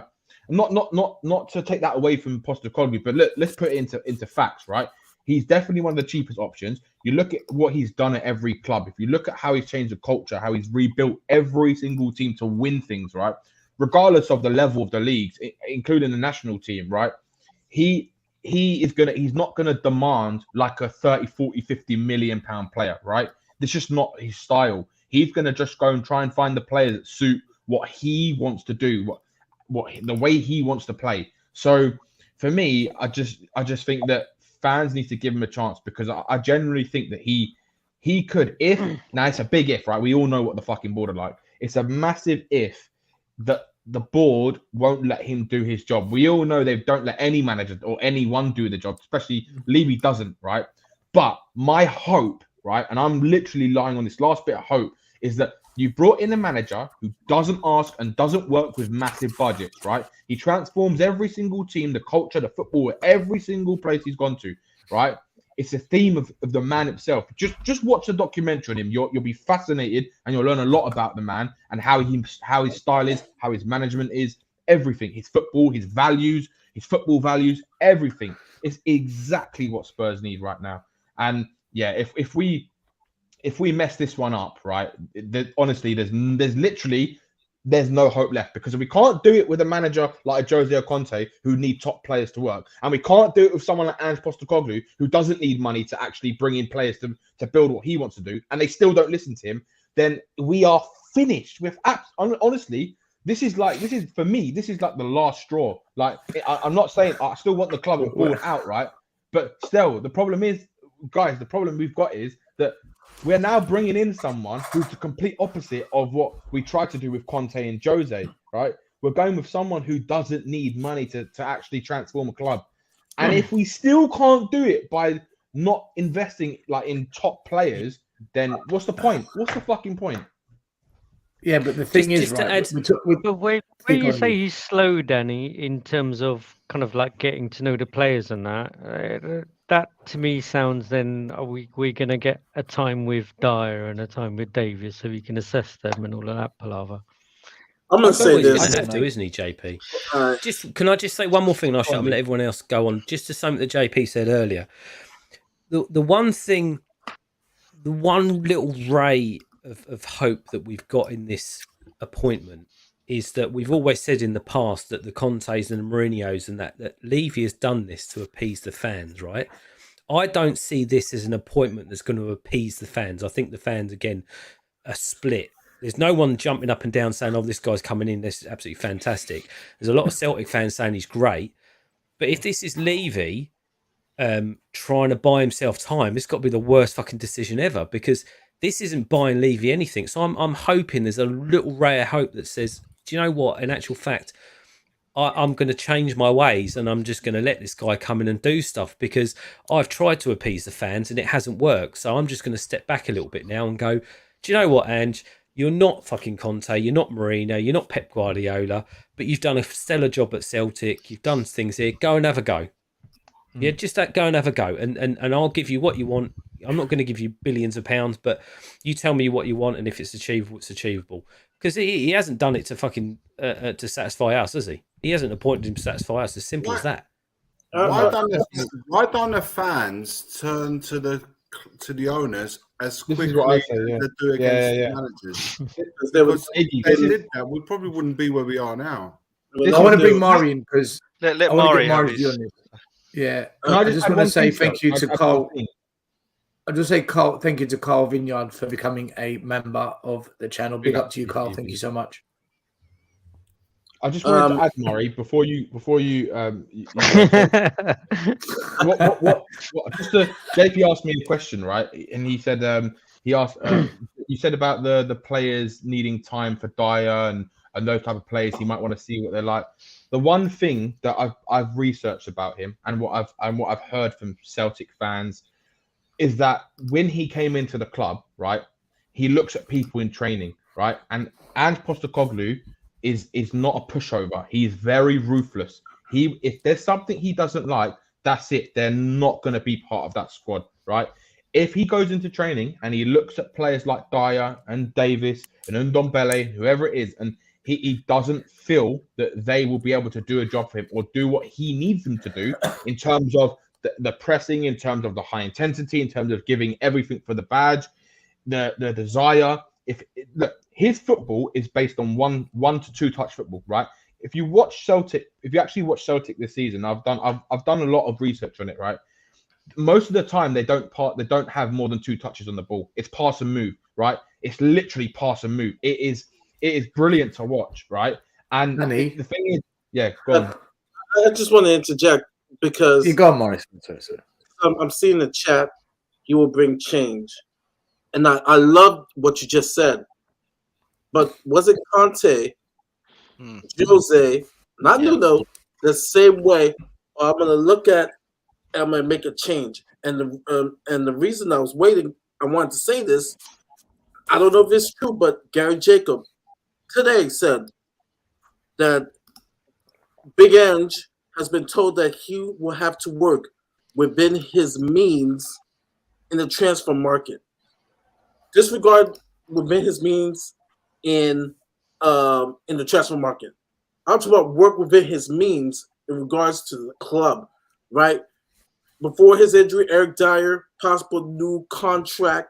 Like, you had Jose, strong-minded Conte. They couldn't kill those roaches. They couldn't get rid of Dyer and Davies and all these other players. You know what? I like the appointment in the sense of it's not Luis Enrique, because I know Enrique would have complained this time of this year. Definitely. My thing is, it's hard. I might have to get used to say his name. Postecoglou is, if he's really good, then that's a problem. that's the thing. It's a problem because the Levy and this board, man, it's hard for any good manager. I mean, Parch, right? Parch was he was the unknown, like Big Ange, and when it took time to cross the line to get to the next level, the board, Levy and the board didn't back him. I know I'm thinking ahead, but it's just that's what Spurs have done to me. I am broken. I'm happy with the hire, but I have no expectations coming in. I have none. Hey man, I'm on the same page. Other than say unrealistic people thinking top six. Nah, we have so much to do at this club. And so, I just hope Big Ange knows, like, hey, and like you're right, Danny. He's taking a huge risk because this is like, those TV shows like remake home, like the those shows where you have to remake the home, right? Remember, Potts said we need new furniture. This house don't need furniture. The foundation. This house has foundation and furniture. This club we are in serious trouble. So, if he's no nonsense, I love it. But sooner or later, Mahri? he's gonna clash with Levy and the board. I just. Do you know what, Mahri? Right? I was reading some. I want to like kind of add on to what you were saying and what some people in the comments have been saying. Right, that Conte, and I know Stell mentioned Conte tried it. People, Jose tried to get rid of them. The thing is, right, the difference is with those two managers. Those two managers were people that wanted top signings. They wanted 50, 60 million pound type players. Conte said it himself. How many times? Tottenham need to have, if they want to build a team to win, every summer they need one 60, 70 million pound player, right? Postecoglou is the complete opposite end of the spectrum, right? The reason why I believe that he's going to surprise Spurs fans is the only reason why I believe he's been picked to manage his club, not just because of his attacking football, but because he doesn't need a lot of money to buy the players he wants, right? Danny, I like that. I like the idea because, like I said on Sava's shows yesterday, I want someone that can. I know it's hard. It's funny to say someone that could work with Daniel Levy, right? And we just saw the comment: work within the means, and I want that. I also know too that this club, at its only chance, and it's few, that where it took to get a little more, we have failed our managers. But like I said, that's thinking ahead. But it's going to be a long, painful rebuild. I just hope he has the heart for it, because like I said, I don't know too much other than what people have said. So I'm taking your word. I'm taking what's the other guy with the long beard who is Australian? I keep forgetting him. He's on the channels. Yeah, I'm taking his word. Some videos of something. I'm taking the word because I want to see advancing football. So I like that. And then also too, he's not a Luis Enrique. He's not a win now manager. I'm done with that because we already know we don't do that here. So let's give him let's back him. Let's give him a chance like we did with Poch. But I think unlike Poch, this is probably the worst situation our club has been, and it's gonna take a lot of patience, and it's gonna have a strong heart to get this club where we want it to be. Cool. I'm gonna. Maz. Yeah. Jump in. I'm gonna. Yeah. I was gonna say that everyone's responses I think were brilliant, and to be honest with you, I 100% agree with everyone. So I'm going to come at it from a slightly different tack just to play devil's advocate. So this is not necessarily what I believe, but I'm going to give a different spin to add some nuance to the debate. I don't think that when you have managers that haven't been at the top tier leagues, that their spending habits will translate well to the Premier League unless the infrastructure of the club is geared towards that style of recruitment and purchasing, i.e. Brighton, where they've put in a plan in place for the last 20 years and they stick to that model. So I think taking the assumption that Postecoglou is going to come in and suddenly he's not going to want the 30, 40, 50, 60 million pound player, I don't think it's a given. If I'm honest with you, we saw the reason why I say that is we saw with Pochettino that he got the team to a certain level, and when who was the sporting director again? Paul Mitchell. Paul Mitchell, yeah, that's it. When he went to the board and says, guys, we need to go to the next level here. We need to change our recruitment to get the slightly better player to move the team on. Yeah. Assuming that Postecoglou's the same ilk, let's say, as Pochettino and has the same successes, I can't see that not happening. Another point I wanted to make as well is, and again, I'm playing devil's advocate here, I don't think we should be too critical to the fans being happy that he has come in.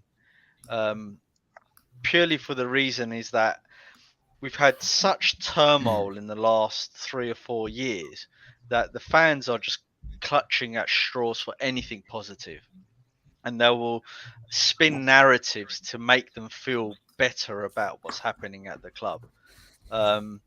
So I can sympathize why people are really excited. I think the reality is probably going to be much different, but the proof will be in the pudding. For me, if Postecoglou comes in and then all of a sudden changes himself to suit Spurs, I think he will fail, because definitely. Jose 100%. done it and he failed. Right, he wasn't Jose when he came in. He tried to become Levy's friend and bend his ways to try and fit the culture of Tottenham. Didn't work. But let's forget about Nuno. There's no point talking about Nuno. Conte, what we wanted from Conte is we wanted him to come in and be that ruthless Conte that all the media and everyone told us about. Yet he sort of came in and he was kind of like that in the beginning, but then the start of the next season, it was the same team.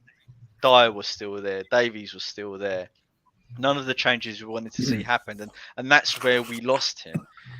If Postecoglou comes in and that same thing happens, where he tries to adapt himself to suit Tottenham Hotspur, then we're gonna be in for a really tough ride, and it's not going to be good. Let me answer this question, because I will give you the simple answer, because there's some NFL teams on that list. If you will let me answer this question. It's simple. Yeah. Big up to the Spurs for the super chat. Mahri, you can read it out. I'm looking at the list right here, right? The Forbes world's most profitable sports teams, right? And those 10 teams, Mahri, right? Mahri, sorry, you're not doing the super chat question. Oh, the super chat. Yeah, it's a super chat. Yeah. Why does one of the richest clubs in the world need a manager to work within the means and need a long paper rebuild? You know why? I'm looking at the list right here from the Dallas Cowboys, which are number 1. It is remarkable that Tottenham is number 3 behind 2 NFL teams.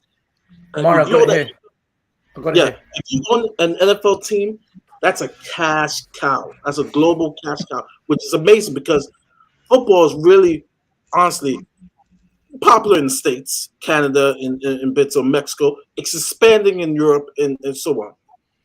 There's 2 teams over there. Houston is an expansion team, and they haven't figured it out yet. Ownership, general manager, sporting director. That's the reason why Houston hasn't won. And my beloved New York Knicks. I have 2 teams. I have 3 teams in there. One of them is successful, the Giants. Number 4, my beloved Knicks are like Tottenham. Horrible ownership, horrible board. It's not until the owner has conceded it has become respectable. Every other team that's on that list has won championships, have tasted glory. So to answer your question, it comes back to, it doesn't matter how much money that you make. If you don't have a vision, if you don't have a plan, if you don't have a desire, if your club doesn't have a motto and stick to that motto, like the Lakers, the Cowboys, the Giants, Manchester City, you will fail. So it is embarrassing that Tottenham is on that list. It's great that they make the profit, but it's embarrassing because all those other teams are run well, like an oil machine. Like it is. There is not incompetence on those teams. But that's and that- that's a gives me- laughable thing, isn't it, Yeah. Mahri? You get sorry, Maz. That's a laughable Guys, just thing. so you know, You it's an get- income chart. you get- It's not a profit chart. It's income generation. So you get something that's advertised in a newspaper or a magazine or online or wherever to say that we're the third or fourth kind of profitable club, sports franchise, what kind of like whatever you want to call us these days. We're not And then profitable like that, PP. It's income and value of club that we're really high. Profit, Okay. we made Alright. we made a net loss last year. Okay. I And just then want you to see, clarify. Sorry. yeah, no, that's cool. And then you see a note come out saying, "I'm sorry, but the new manager's got to work within his means." Yeah, I'm glad Mahri said all of that stuff, because that brings me on to another point I was going to make. So the 2-year contract thing for me rings massive alarm bells, because it's not a signal of intent by the board towards the manager. So what I would want to see from a manager like Postecoglou, and to be honest, I've been very impressed from his interviews and how he speaks and some of the stuff I've seen on YouTube and all that sort of stuff. However, I would expect him to say to Spurs, a bit like Conte before when he first rejected us, this is what I need to be successful at the club. This is how long my plan will take. Back me or I'm not joining.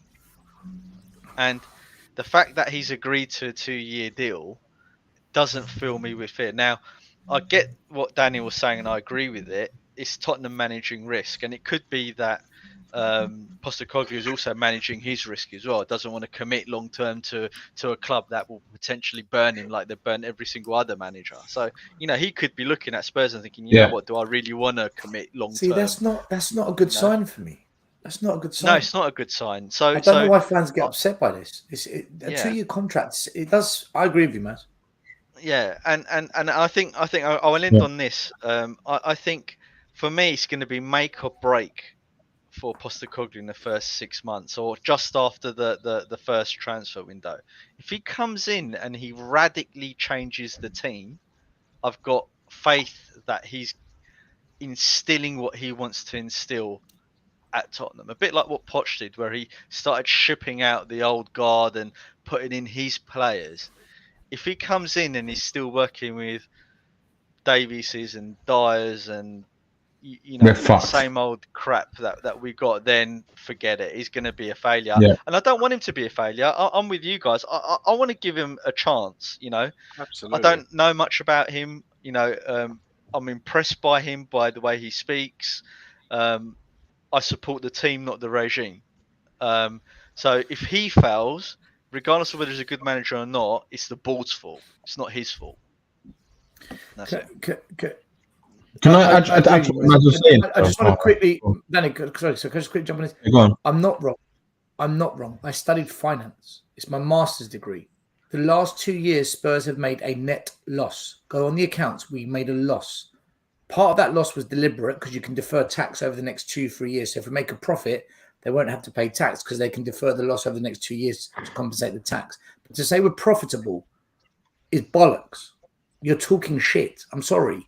I just get wound up when people just lie. They randomly make stuff up, and then they just use to add me to that as well as the tool to say, "Ha ha ha!" No, we didn't make a profit. We made a loss 2 years. The real chart that we especially during COVID. Yeah, still the real chart that we need to see is revenue and what the net margin is of the whole company as a total. That's where you will know which clubs are doing really well and which clubs aren't.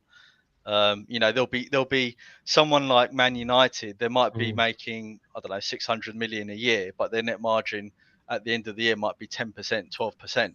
If we're making our net margin is very strong, Maz, because our wage bill relative to turnover is almost parallel with West Ham and Leicester City, even though we make double their turnover. But we make double their turnover, so our margin we never see a chart of everyone's net margin. That's the point. See, that's interesting because a lot of people don't know this, but Man United is actually one of my clients. I've actually spoken to the Woodwards before, and a lot of people only see what they see at the front of the footballing side of things. But if I say to you 10 years ago, Man United would have been the biggest club in the world, they're making this much profit, but they had about 6 billion in debt. I remember that.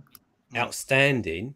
it doesn't paint a very good picture, but you only see what they want you to see, and that's fact. I can tell you that for a fact because I used to administer all of their debt, and it's at one point they had more debt outstanding than most of the clubs put together.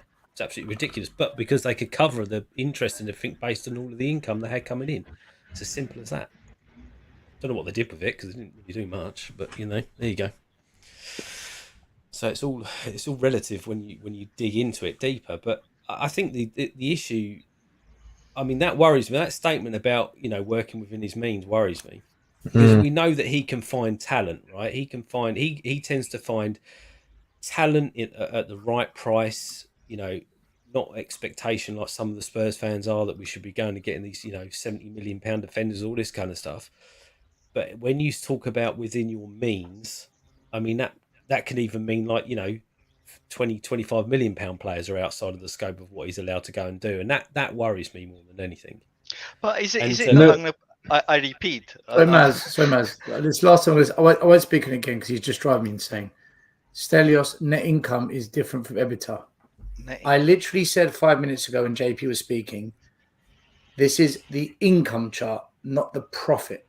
I know the difference between income and profit. Before tax, after tax and interest, I know, right? I don't get what you're saying to me. Sorry, I won't speak on it again. It's just driving me nuts. Go on. I've forgotten my point now. Cheers, Stel. Let's talk about taxation. That'd be fun. Yeah. Let's go what do you think of the on a lighter note? On a lighter note, I was thinking about what do you compare Spurs to at the moment, and does anyone remember Mr. Trebus from years ago when they used to do these like house shows where you used to go in and it used to be fucking floor to ceiling with shit that he'd been hoarding over years and years? That's exactly what Spurs are right now. Daniel Levy is Mr. Trebus, and our house is just hoarded with old players and stuff like that. We've been that no one wants over years and years, and no one wants any of this junk and shit. And we need to get someone in, like a proper cleaning specialist, just to clean all the crap out and actually like find out that there is a house behind it. There is actually fucking space to do shit in there, but you can't because it's floor to ceiling with crap. It's exactly what it's like at the moment. Like these players we've got. I want to ask all of you guys, how much do you rate Matoma, Brighton's Matoma? He's done well. He's had a good season. That is good. I think he's had a better season than Son has in a similar kind of position. I think he's been more consistent than Son. I think he's had a better season than Kulu and Højbjerg and all players. I wouldn't disagree. He's played in a functional team. Yeah. He's played in a functional team, mate. He's played in a team that works. Oh yeah, he's played in a team that plays the right way, right? It works, man. Manager, everything's aligned. It was Postecoglou that was the one that recommended him to Brighton. He scouted Matoma. It was him. He wanted to bring Matoma to Celtic, but they couldn't bring him in. So they brought in another midfielder in that January window, and Brighton went for him because he initially was speaking to Brighton for the job, right? Because they wanted him before De Zerbi, didn't they? They wanted him before De Zerbi, right? And I've seen so many idiot fans on Twitter or whatever say, "Oh, but the Tony Bloom came out and said we didn't speak to him." Well, it's the same thing as. Do you think they're going to come out and say, "Oh yeah, by the way, we wanted Ange Postecoglou, but we didn't get him, so we went for De Zerbi"? You think they're going to tell their manager you were number 2 and that was it? It's like the Tottenham board saying, "Oh no, we didn't speak to Nagelsmann, did we?" When it's fucking clear for the whole world to see that we spoke to Nagelsmann, and he just saw the shit show it was, and he wanted certain demands, and they wouldn't want to give it to him, right? It's as simple as that. It's saving face, right? But it was him that he recommended Matoma to Brighton. He said he's going to be a top player, and look at the season he's had this season, right? So for me, like, it comes on to Maz's point, what he was saying earlier about how if you look at what Poch did, he obviously took us to that level where we needed to get the better caliber of players. And I agree with Maz, because when the problem we've got is right now, though, we need to get to that level again before we can even start thinking about getting the better players, because we're so far behind where we were once before with Poch when he was at that point where we needed the next caliber of player to move on. I think I think Postecoglou's been brought in to get to that position, right?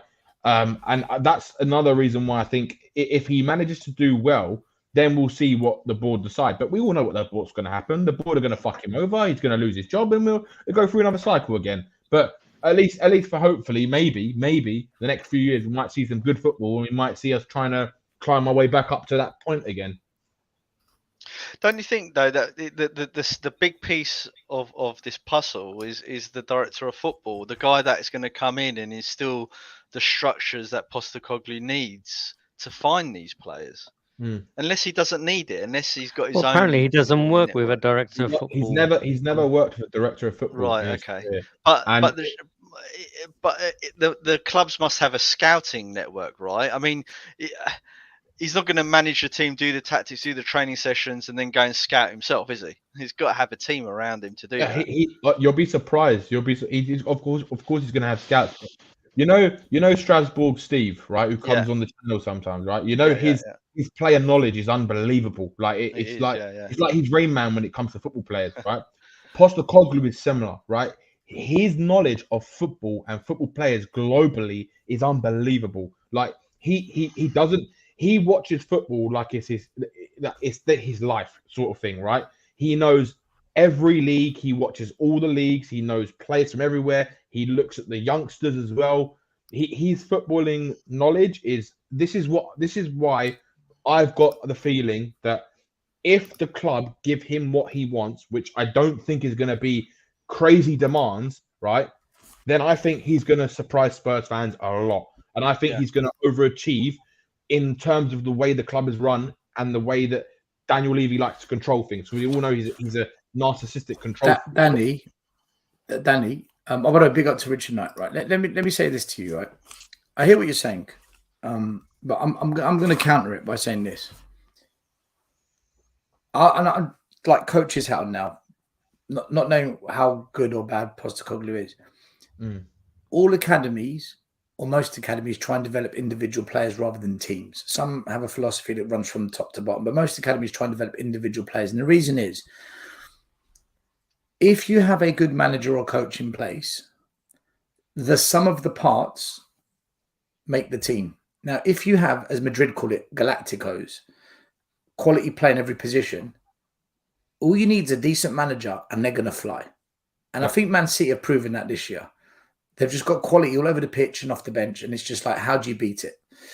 So we can give this guy what he wants. But the reality is, if we really want quality, he's not going to unearth the 12 players that we need to replace with £5 million, £1 million, £6 million signings. I just don't buy that. I think he might be able to find a Dele Alli for 5 million, a Martinelli for 3 million, a couple of maybe a centre back for 10 million that surprises us. But I don't think he's going to do that for all the players we need replacing. So we are going to need to spend money. Right? I think we're going to have to spend money. We spent 150 under Jose, 200 under Conte, I think 60 under Nuno, although Nuno came in after we spent. I don't see that changing if we're going to be realistic. So unless we're prepared to spend the same money again, I don't think anyone comes into any of the top 6 clubs on a budget and actually hurts that top 6. No, I don't. I'm not saying that he's going to go to Japan and sign like a whole squad of players for under £30 million, and we're going to. No, but you're saying he hasn't got big demands. I don't think he's got a choice. I think if you're going to catch the Cities, the Newcastles, the Uniteds, the Arsenals, the Chelseas, I think we're going to have to spend big. But I don't think you can do it on a budget. No, but I don't think that he's going to. It's going to be all his decisions. We know what the club are like, right? We're hearing so many rumors about players and stuff like that. Like, for example, I think we will go and spend money. I just don't think that we're going to spend it like the way fans want it to be spent, in terms of we're not going to go and buy 3 £40 million players. This is not going to happen, right? We might buy one £40 million player, and then we might get a few other players who are more unknown from different leagues, right? But I think we will spend money. I just don't think we're going to spend we're going to get these like top players in every position. We might get 1 or 2 good players. We might get a Raya, for example, 30, 40 million pounds. We might get maybe, I'm not saying we're going to get him, maybe a Maddison, right? 30, 40 million pounds. And then what we'll do is we'll go and buy a couple of players that no one's ever heard of from different leagues. Or we might go into the Asian market and maybe scout Postecoglou's got a few names he already wants to bring in from there. And we'll fill the gaps in other places where he thinks that player is going to be good in that position for what he wants to do. And that, for me, it'll be a mixture of both. It's not going to be all expensive signings or all really cheap signings. I think it's just about finding the right player for the what he wants to do. For me, let's say the average. Do you know what it is, right? I don't even care how much a player costs, as long as it's who Ange wants. And it's not this fucking bullshit that we see with Jed Spence signings or Richarlison's and all this crap, right? If we see this shit, we know he's going to absolutely fail, right? The fans will blame the manager once again, and these fucking dumb Tottenham fans, right, are gonna go in the same fucking shit cycle that we've going through every single year, because the fans don't understand that the problem is always going to be Levy, right? Levy this season, I'm telling you, if he can't even give someone like Ange the tools to do his job, we're done. We're done. We're just done. We're finished. There's not even a point in watching Spurs. Well, we're gonna find out this summer.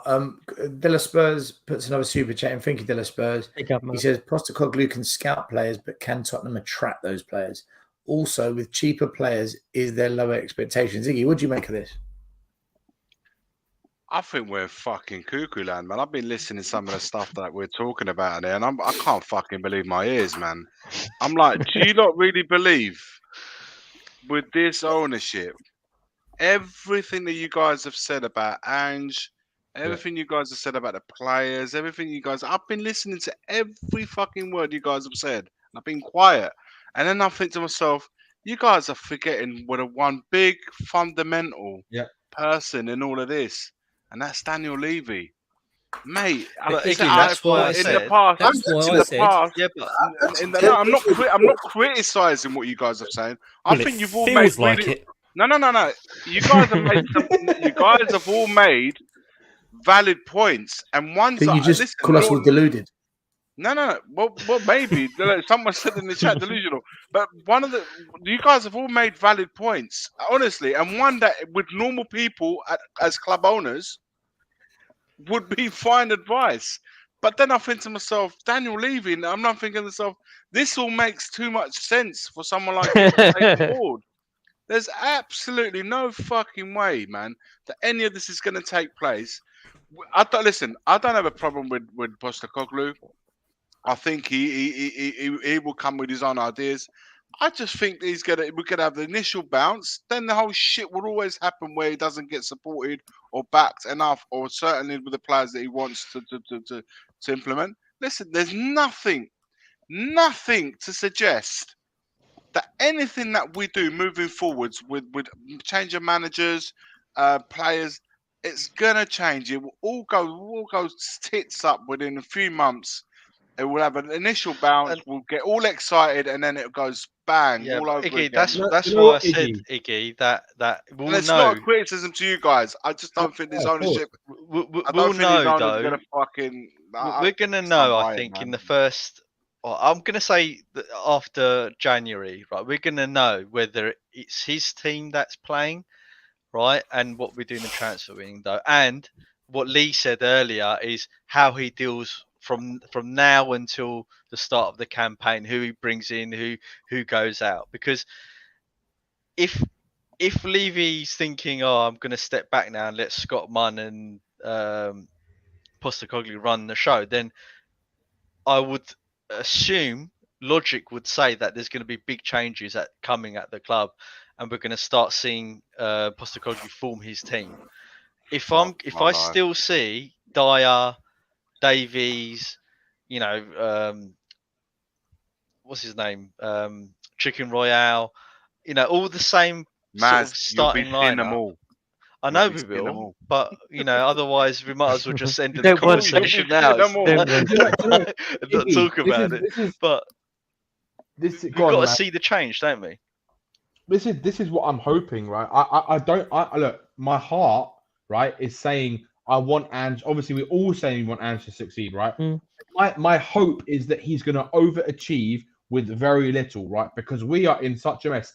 The only worst way it can get is if we're in the relegation battle or we get relegated, Harry Kane leaves, and it's even worse. And then maybe the fucking fan base will wake up for once in their lives, right? No, they'll turn on the manager. Yeah, but this is turn on the manager, Dan. But yeah, I know. But this is the thing, Iggy, right? Ange out. Postecoglou out. You see it all, man. Of course. How many times are we going to keep? I said this at the start of the show. We're going to keep seeing the same film. Listen, I've seen. You guys know me, man. Yeah. Like, this is not me. This is not me talking. This is me talking, but this is not me. For me, Nuno, Jose, Conte, I've lived and breathed all those three guys, especially Stellini, Mason, the same shit. Oh, we get served the same film and hope that we get the different outcome. We've changed the actors. We changed the director's still the fucking same, man. Expect the same shit, and we've allowed it, and we always turn on the managers. And I'll repeat what I said earlier on. Transforms. If we showed the same effort as turning on the managers, I agree. We'd do it to Levy, and it would be a different outcome. But we don't. Okay, look, Ange's. I want to show you something. I want to show you something. I want to show you something. I want to show you something about Ange. There was a super chat quickly, actually. Let me do that if I can find it. Big up to Coxie, who says Ange scouts players that fit his style of play and moves players on that don't want to play that style. Loving your show from Fiji, lads. Oh, mate, big up. Fiji. That's like 26 hours away minimum, right? Wow. Thanks for tuning in, Coxie. Yeah, I wanted to show you something.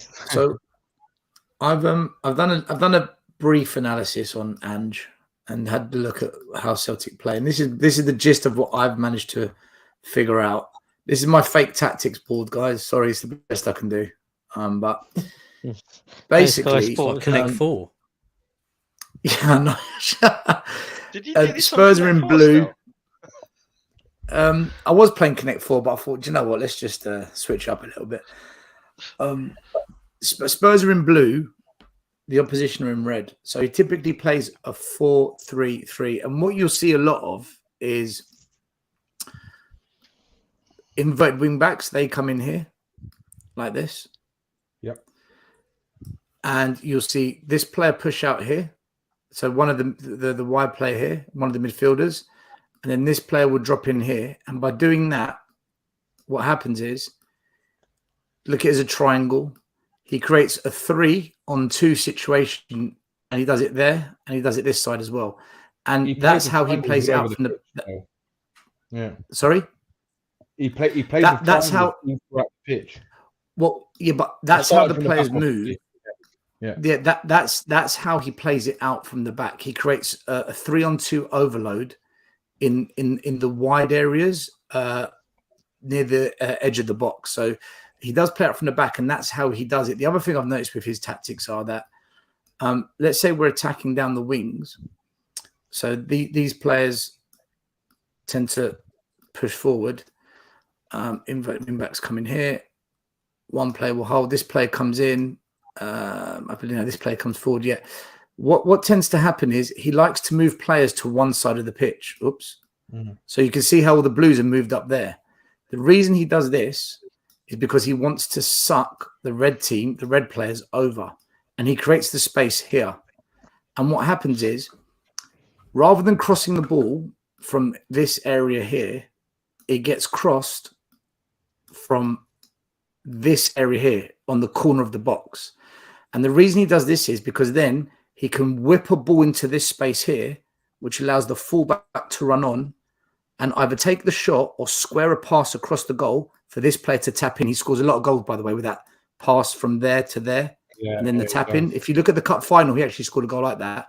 The other thing as well, if he doesn't want to cross the ball in there, he plays it short and sharp into these areas here. Oops, I've moved the goal. I've moved the thing. He can move the ball from here, there, and there with short range passes. So instead of crossing it from here, which is basically a cross into the box, by crossing it in this zone here, he can either play a ball into the back post or he can play balls short and sharp into the box. You'll see that a lot. They're the two things I've spotted with the way he likes to attack. The other thing I'll say is when they get the ball in these areas here, in this three-man midfield, what you will see is this player, and this player. They will always look for that pass there. Sorry, let me put these back in position because I make it look stupid. That's it. So if this player's on the ball, he'll look for the pass there or there. This player will look for the pass there or there. He's always looking for a killer through ball, which is very good. It's a very direct pass. So that's how he plays out from the back in this area. The crosses come from this area, not here. And the midfield are always looking not to pass wide, not to switch the play, but to play a killer pass through the middle, 1 touch, 2 touch. That's what I've noticed with his play. My concern with this is if you look at the current squad, if it goes out to wide, you've got Ben Davies, Perisic tucks in. They'll go eventually. Idea goes over. I don't think they can play 1-2 touch football. Those players. Do you know what? I've got another thing as well, though. Let me just jump in up one thing. Go on. Richarlison's always offside, so the whole thing's going to fall apart. There's a lot of issues. There's a lot of issues with not with the system, not with the system. The players we've got to play this football because I don't know who can play that killer pass let's through. Be honest, I don't know. Other than Bentancur, maybe Højbjerg, maybe. Kula can play it. No, Højbjerg can't play that football. Yeah, but Kula won't be in the three in the middle, Danny. He won't be 3 in the middle. No, he'll be on the right. Yeah, Basuma maybe. Yeah, Basuma. Yeah, Basuma can play. I'll tell you, just in terms of crossing the ball, Danny, who can cross it other than Porro? And you can't have Porro crossing it both times. Doji. I haven't seen him play for Spurs. I don't know. Yeah, we don't know yet. Crossing it from the corner of the box. Not from a wide area, from the Reggie? corner of the box. Like from what I've seen, right? Who? Reggie. He'll be gone. Do you know what this is? Okay, so do you know what, Stel? I just want to ask this question quickly. Danny, just want to ask this question quickly. The wing backs, they make late runs into the box and the ball gets whipped into them, back stick, and they either take the shot or they square it across the goal. The wing backs won't be bombing up and crossing balls in. No. Not under Postecoglou system. They do at times. That's what I've seen. I need to watch more games. That's what I've seen watching a couple. Honestly, I'm going to send you the link for the documentary. Watch it. It's fucking fascinating to learn about how this man. Andy, I'd rather watch the team play. Show me links of games. Yeah, but what I'm saying is just in the documentary, it shows. Can you put it in the chat because people are asking about it, Danny? I'll put the link up because people are asking about it. Yeah, I'll put it in. Whilst that's happening, the reason why I said Reguilon, right, is wasn't it the season before he left, or did he leave mid-season? He's a good crosser of the ball. But wasn't he also our top assist as well at that time? I recall he had the best crossing. So that's why I say if he's back. But the problem, Maz, is like I said, when that ball gets whipped into the back post, that player has to come in and either shoot or pass. If he goes to shoot, Reguilon's shooting is shocking. It's shocking. He's poor. He's Porro. He's Porro, a terrible Porro, player. however. No, he's not. His crossing is good, Danny. He came second in the league for completed crosses. Second in the league. Still, his people keep forgetting, right? People want to slate, right? This is what really annoys me. Reggie is a defender. Right? Reggie is a defender. No, shaky. Estelle, people want to complain about how bad Perisic was a defender. Then people need to bloody fucking remember how bad Reguilon was a defender, right? I wanted him as a defender. He was. I agree. Because he used to get spun. He was making so many errors. I remember in last season he scored like 2 own goals. It was terrible. He was so bad. He was just as bad as Perisic defensively. He's so weak. He's so weak as well. He can't outmuscle anyone. He can't jump. Right. The only good thing he had was his crossing, and he only ever got like 4 or 5 assists. Where you've got someone like Perisic. I'm not saying Perisic is better, but Perisic got bloody 12 or 13 assists this season. Yeah, I agree with you, Danny. I don't judge Perisic as harshly as other people purely because our team was so bad this season. Yeah. How can you judge someone like he's come in and it's like a shit show, you know? Yeah. Listen, look, all I'm saying is, from what I've seen, the way Postecoglou plays, the football is good. It is high press. it is looking for killer passes from a deeper area, which I like. I like that. And it is trying to get the crosses from a closer range area, which puts a different angle on the cross. I'm all for it. I've got nothing against the way he plays, nothing. I'm not criticizing his way of trying to play the game. I like it a lot. What I'm questioning is, I do not believe we've got the players to play it. There's no way. We don't have the team that can press. Still, we don't have the midfielders that can play the through balls other than one or two. And playing out from the back, I'm sorry, you are taking the piss if you think this lot can play out from the back. It's deluded. So, and the goalie can't even pass the ball to the defender without putting us under pressure. So we don't have players to play any type of football. We don't have footballers to play any type of football. It's true. Right? It's true. What I find funny, what I find funny is that people want Nagelsmann, people want Arne Slot, people want whoever else, people want Luis Enrique, right? Do you think the players that we've got can play any of their style of football? Luis Enrique is even more. He's more like tiki-taka, right? He's going to want even more technically gifted players, right, than what someone like Postecoglou would want, right? We have to live within our means in terms of who we are as a club and who's running our club. So we've got to try. All we have to do as fans is try and get the board out, try and get them to change whatever, or hope that we have a fucking miracle with someone like Postecoglou who's going to come in, because that's the only way we're ever going to get better than where we are right now. And like, it blows my mind that fans think that someone like Nagelsmann's going to come in and he's going to completely change everything. It doesn't make sense. We've got the players who can't play any manager's football. They couldn't play Conte ball. They couldn't play Poch ball. They couldn't play Mason ball, Stellini ball. They're not going to play Postecoglou's ball. No way. That's why he's going to get rid of a lot of the players. I've got a feeling about it. If he's allowed to get rid of, if he's allowed, he's the head of the players committee. He's the head of the players committee. That's my point, though, isn't it? I think we're really going to know in the first. It might even be the first few months. Is it going to be his team or not? Are they going to play for him or not? I'm not making any judgments or expectations until the season starts. Yeah, see what happens in the 6 months or however long it is. Then we can start making judgment. Do you know what? I agree, Lee. Do you know what I think, guys? Do you know what I think? If he's a good manager, right? If he's as good as people say he is, within the first month, he will suss out who's been at the club too long and has bad habits. And he will be looking 100%. To shift them out. He will then be looking 100%. At the ones that want to learn, that are a bit more open-minded, that haven't quite been sucked into the shit that is Tottenham. The likes of the Romero, the Bissouma, maybe the Richarlison, maybe the Kulu, these kind of players, and say, right, this is my nucleus. I can't get rid of them all. I've got to work with this. And then look to pick off these ones that are the so-called ringleaders of player power. If he can shift that, he's got a chance. If he goes into next season with Dyer, Sanchez, Longap, Sessignon, Perisic, all these players, we're fucked. We're absolute, especially if Kane goes. We are in.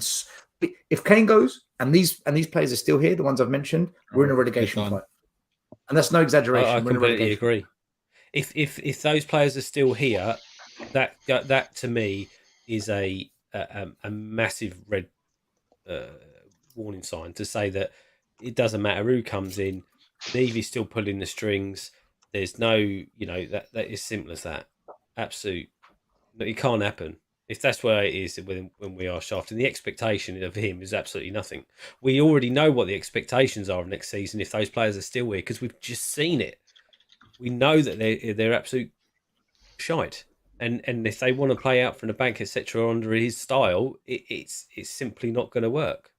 Although one thing I will say, I've been watching a few things of how Udoji's getting on, etc., etc. He can put a tackle in. He's a good tackler. He's got speed and that. So maybe he's a bit of an upgrade on others. But again, different league, right? We need to see what he's like in the Premier League once he gets over it. But he's a talented guy.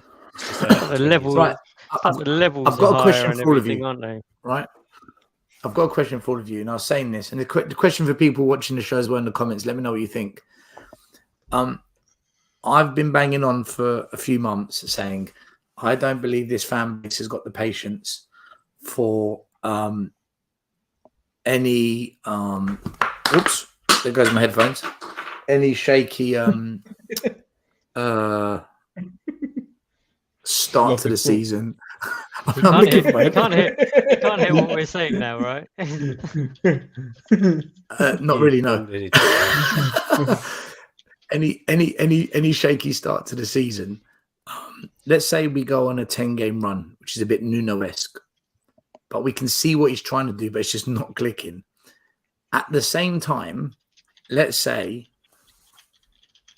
Unai Emery is flying, Pochettino's flying. Fans are is it going to be Postecoglou out? Is it going to be Postecoglou out, or is it going to be relax, give him a chance? This is the rebuild. Even if there's a rebuild, we don't know if there's a rebuild. For all we know, Daniel Levy said, "Can you work with this lot? Can you work with this lot and get us back into Europe?" We don't know. We just don't know. What do you think the fans' reaction will be? Because the delusion is real. I need to get my headphone. The delusion is real. It's gonna be real honest. For me, it's not fair to Ange, but if it was, say, if it was any of the big name managers, which is, like I said, which is weird because we just got rid of one, they would probably give more time, because you look at, yes, Arteta's doing good, but first season, there were people that wanted him out, especially when it finished 8th. And can you imagine our fans if we finish 10th? Most of the fan base is not as patient as like us, in the sense of, all right, finish 10th. We see what they're trying to do, because some of our fan base is still unrealistic with some of these players. With these players, right? Because we can't get rid of all of them. It's impossible this window or the next 2 windows. But it's going to be a painful rebuild before things become good. And so I just don't know if our fan base really has that patience. It just is. I'm hoping that they do, especially if I see something like, you know what, he's building something. But our fan base, I feel that it's a little bit like Levy, in the sense of, we want to see unrealistic objectives, and so, I mean, I'm wishing the best. I'm backing him 100%. I'm wishing him the best, because our fan base can be savages. Can I? So for the and I don't want to piss anyone off outside of I'm this panel, past that, Lee. Don't worry about me, man. No, not you. You really pissed me off. I think for the generic Spurs fans that don't do their research, that don't look into the deep dive into the statistics and stuff like that, and that follow the sheep, I think 10 losses out of 10 starts, right? I think they'll be the same. One person starts shouting it, they'll all start shouting. It's simple as that.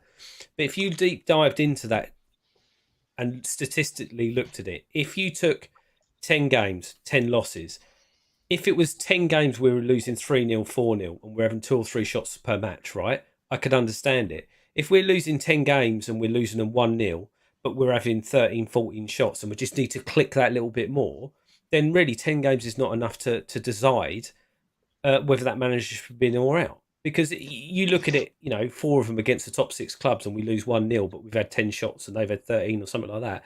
I mean, that's not really a bad game. If he's playing, attacking football, we're having the chances, we're getting there, we're just not clicking. I don't think that's really a benchmark to it's in those moments to judge him against. What I was saying earlier on is in those moments where the owners or whoever it is, the board, anyone from the club representatives should come out and say, Ange, we are fully behind in what Ange is trying to do. Yeah. We're fully supportive of him. This is the project. We see him as the right man. And that continuous support, it also reinforces the manager that he has the backing of the club, even with what you rightly say, that results may not be going his way, but you can see what he's trying to do. That's when the club's appointment should be supported in the times of need, not be And that's absent, exactly which is what Tottenham the has always problem been. is, Iggy. And This that's always has why been. Communication is absolute dog shit. And even someone on Talk Sport earlier that I barely listen to, but when I do listen to it, said one of the main problems with Tottenham Hotspur is that the board do not communicate to anyone. A fan went on and said they don't communicate to us fans at all. And even the presenter said, I agree with you that they're one of the most silent clubs in all of the Premier League. They just do not communicate with anyone unless it's a PR circus about something to do with fucking hot air balloons and new type of flavoured candy floss. 50% off and 50% off. Oh, Lee, don't give the me the reason idea why of they fun don't balloons. communicate, guys, is because they don't want to be held accountable for anything that they say in case it flips and goes back on them. The thing is, Harry Kane, every social media, every media outlet, Sky Sports, Talk Sport, every single one of them is talking about Kane leaving.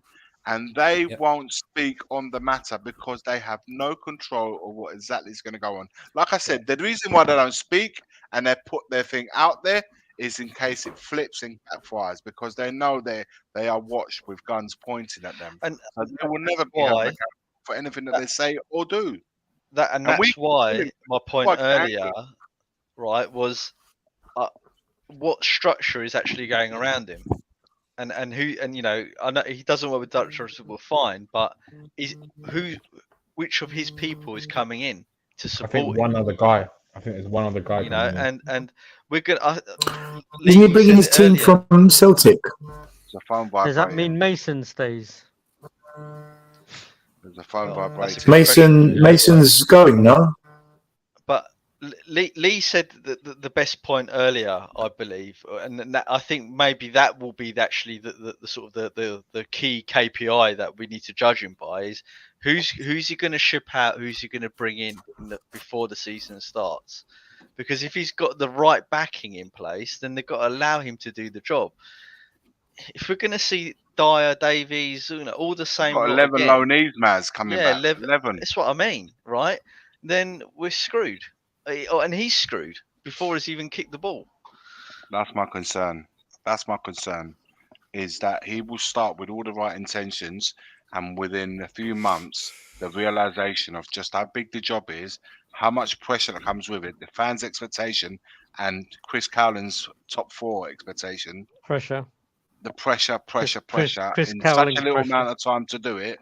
And it's almost a poison chalice, and which is why I think Daniel Levy's only offered him a 2-year deal. So if he does fuck him off after 6 months, he ain't got a big payment to make. This is what I don't fucking like. This is why I turn around and say delusion, because when I add it all up, I can't buy into everything that everyone's saying. I can't buy in. I guess you guys make all good points, and in the right club, in the right owners, I would agree with everything you guys saying. Then I think of it like the way I am now, and Daniel Levy, I just don't. This is all set up to fail. That's how I take it. Iggy, here's a question. I guess this is to everyone. Will this be a Scott Munn break moment like Paratici? When Paratici brought in Nuno and it failed, is this going to be Scott Munn's failure? I don't know. Because it seems like his history is going to repeat itself, right? I just see a lot of rinse and repeat. The same shit happening, just different actors, but I'm watching the same film. Does that make sense? Paratici, Conte. Yeah, that's what I said earlier. I just see the whole thing playing out again. And we don't ever point. And no one's moaning about it. No one's moaning about it. But we're saying get rid of the manager. We do what we always get rid of Joe. Do you know what? Get rid of I'll tell you. That's why I'm hearing Still say, after 10 games, all the fans going to get on his back, on Ange's back.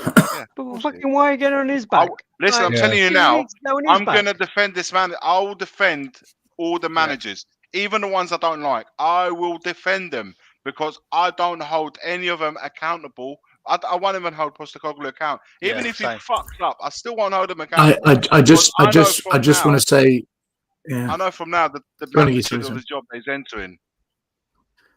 I just want to say, out of a discrimination, ethnic bias, I am going to back him just because he's Greek to the end. Even if he gets us relegated, I'm still going to defend him. If he gets me murdered, so be it. I just hope. If you got the Italian hat, right? You need to get the Greek hat. No, listen. I just hope that at the very minimum, if it were to go tits up, that he goes one better than Conte and just brings the fucking house down. I really do. I really hope he goes one further than what Conte did. I think my expectation though is like next year. Next year is literally we know the amount of players that need changing, right? Next year is that laying that foundations. So I don't see us finishing anywhere near the top. I want to see the film 300. I want to see Ange at that 300 Spartan. Do you know what? One thing I'll say, right? One thing I'll say, and it gives me a little bit of optimism. But again, because Levy is the chairman and Enoch owns the club, it's a little bit of optimism, not a lot or medium levels. Just the little bit that we've seen of him, that we've kind of looked into, for sure, he's a positive energy. It's not about him. It's about I met Levy, yeah. The role. Yeah. He's definitely someone that I think everyone that speaks about him, you don't hear a bad word, man. You don't hear, oh, he blew it all up when he walked out, or he had a fight with this person, or he seems. Do you know what it reminds me of? That old school manager, that old school kind of. He knows how to be a tough bastard, but everyone loves him, like a Brian Clough, for example. Yeah. He's got that something old school about him, and do you know what? Maybe that's what we need: a firm daddy to come in and spank these bitches. He speaks. I'll tell you something. I think the way he manages good with it. He's not aggressive. He's not angry. He's good with it. He seems quite. The way he manages the reporters and the media, he's excellent. And I think that may be what's gonna really save him from the board. Listen, maybe. Guys, do you know what it is, Maz? Do you know what it is? I don't know him like you guys. Maz, I'll tell you what, Maz, I'll tell you what. Let me tell you something, right? If Danny, I'll tell you what. Let me just say one thing, and I'll shut up for about 20 minutes. If he comes in with the approach that we've seen, I'll tell you what will happen. If it does fuck up, the fans will love him. If he can get the fans on his side, regardless of what happens, Levy's finished. That's the only way to beat him. If he can get the because I think Conte lost the fans with too many outbursts. 100%. Mourinho chucking players under a bus. Conte Nuno being fans, just fake. right? You know, Nuno was fake. We're going to make you proud. We're going to make you be a bollocks. If this guy comes in, he's genuine, he's a father figure, and he wins us over as a fan base, then do you know what? He could be the one that brings Levy down. If he wins the fan base. Apparently his first Celtic talk was quite kind of like engaging. He kind of got everyone to what he does and listen to him. JP, right? I'll give you some insight into him and how he speaks, right? With Conte, the problem with Conte, and it always was a problem, was he never had the connection with the fans, right? The reason why he didn't is because we were all singing Antonio. No. It's different, Iggy. It's different. Let's be honest. Let's be honest, right? Let's be honest. He didn't. A lot of the fans, right? I'm not saying me. I'm saying a lot of the idiot fans, right? They. No, I haven't got nothing personal. No, he's not fucking every game about me, right? Yeah, but listen. How many of those fucking idiot fans, as soon as we lost and Conte started throwing his dummy out the pram, were like, "Oh, why is he saying this? Why is he doing that?" And then as soon as he wins, right? Because fans don't like the truth. Yes, they don't like hearing the truth. The difference is, right? When we had Pochettino, he made everyone feel part of something. He made everyone feel connected, right? Conte didn't. The expectation was less with Poch, though, Danny, wasn't it? The expectation was lower with Poch. With Conte, was high. Be the same. But it's going to be the same with Ange. The expectation isn't going to be the same, right? And what I've learned about Ange and the way he speaks is he speaks in a way to the fans because he understands football. He understands what the fans want, right? He understands what the fans' opinions are and how they feel. And I think that's how he's going to get the fans on board. I think he's going to get the fans on board by the way he communicates to the fans through his interviews and press conferences. I've just got a good feeling about how he's going to. I'll tell you one thing that works in Ange's favour that it didn't for Conte. It's not Conte's fault because I think Conte's elite. By the way, I will always back Conte to the end, and I did. And even to this day, I still like Conte. I loved Conte. I thought a lot of fans didn't. I did. But one thing I'll say about Conte was he could pretty much go to many other clubs over the next year or two back to Inter, Juventus, maybe land a PSG job or Atletico Madrid. He could get those jobs. For Ange Postecoglou, this is the biggest gig he may ever have. So for him coming here, he can't afford to be how other managers have been, that saying it as it is, laying out the truth to the world. He has to play the game, but his style, and that could work to his favor and our favor. It works to his favor because people can't have a dig at him like they did at Conte and Jose and whatever. At the same time, he will come here. He has to be coming to Spurs. I've got to be the best I've ever been now because I might not get another big club. Not that Celtic aren't big, but a big club in a big league that the whole world watches. So maybe he could actually be a blessing in disguise. Like I said, it's a little bit of optimism. I'm not convinced because I don't trust this board. I don't know who the fuck Scott Munn is either. Who is this guy? Still, if Anne's right, he gets the fans on board by the way he speaks and how he connects with the fans, right? If he starts showing signs of playing that really good football, but you can see it's not there yet because you can see the quality of player needs to change. Fans will jump on board then. They'll jump on board. Yeah, that's what I'm saying. And I honestly believe that you will see this. That's what I've got faith that he's going to show Spurs fans what he's capable of. That's just my opinion. But I also agree with what Lee said, though. I'm reserving judgment until I see what happens in this summer window. Yeah, that's a good point. A lot of because I don't like you and Danny. Your words. You said no manager can play any system with these fucking players. So if we've got these players come start next season, look, so I'm going on the disadvantage, isn't it? Yeah, of course. I'm going on the belief. What do you mean, JP? Right? JP, what do you mean? If he starts and has to cope with Dyer and Ben Davies and stuff like that, and he wants to play his pressing game and wants to go down the left-hand side and smother everything. Yeah, we'll get back by everyone. I'd always give the manager a chance, and I will be no different with this guy. I will be fully behind him.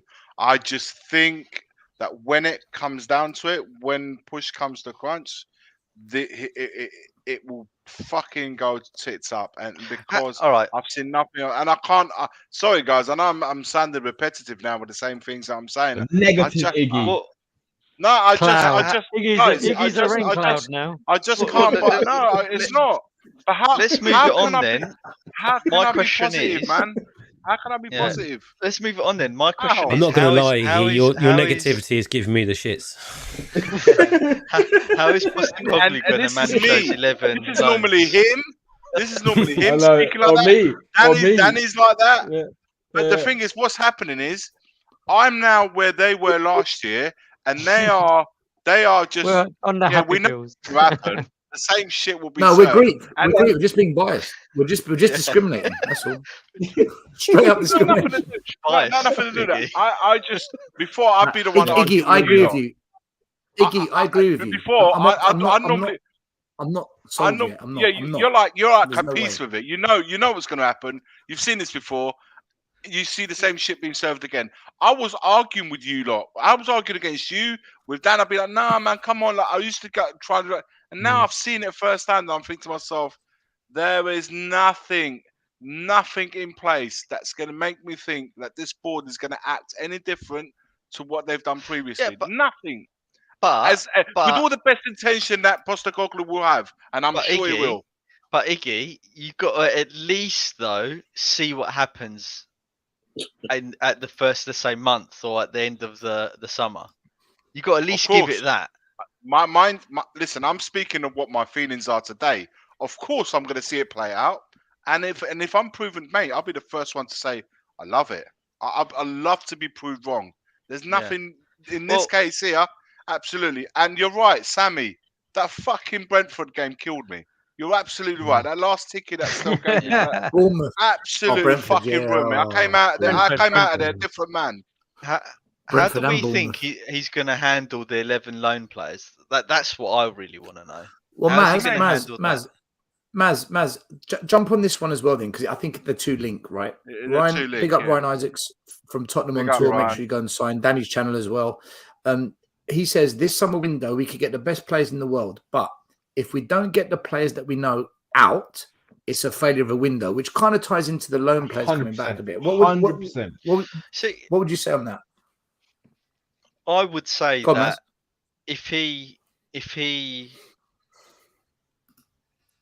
if he gets rid of Sanchez and let's say Tanganga or Deal, one of a couple of defenders, and brings in two of his own defenders and a midfielder or something like that, then I'll be a lot more positive. I do think that some of the 11 that are coming back, well, I say some, maybe one or two, are salvageable. We can make use of them. For me, I'm gonna maybe Reguilon for me and Lo Celso, because I don't think Lo Celso really got a fair crack of the whip, like a proper. I mean, the thing is with Lo Celso, he's constantly injured. It's a bit like Darren Anderton. It's like never plays because he's injured all the time. Maz, they'll get rid of both of them because both of them are currently in. All the players, like if they like players like Reguilon, Lo Celso, Sessegnon, I think they'll try to get rid of them as cheaply as possible. I think they can go. I think there'll be a lot of changes. I'm hoping there's going to be a lot of changes. But do you think? But the thing that what worries me with that, Danny, right, is let's say they can sell 11 players. That's just our loan players. That means the rest of the squad is untouched, and that's my problem with it. And that's why I want to see some shuffling around. I know it's players we've already got, but for the sake of just changing it, it's just for that. I'm not optimistic. I'm like you. I think they're all useless, but just for the sake of change, I think there'll be quite a few players going out on loan again anyway, regardless if it's ones who are already on loan right now or players that are currently at the club. I think we'll see the maximum amount of loans that we can send out the club. I think we'll use that if we can, right?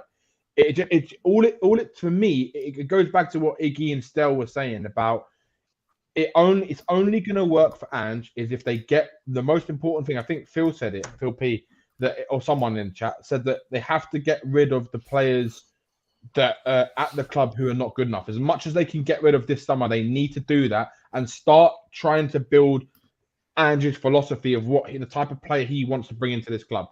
If they can show signs that they're doing that and he can work with that until the next window and you can see progress being made in the type of football we play, then I think you'll see the fans get on board and you'll see that at least there's something they're building towards to try and get us back in top 6 type of team again.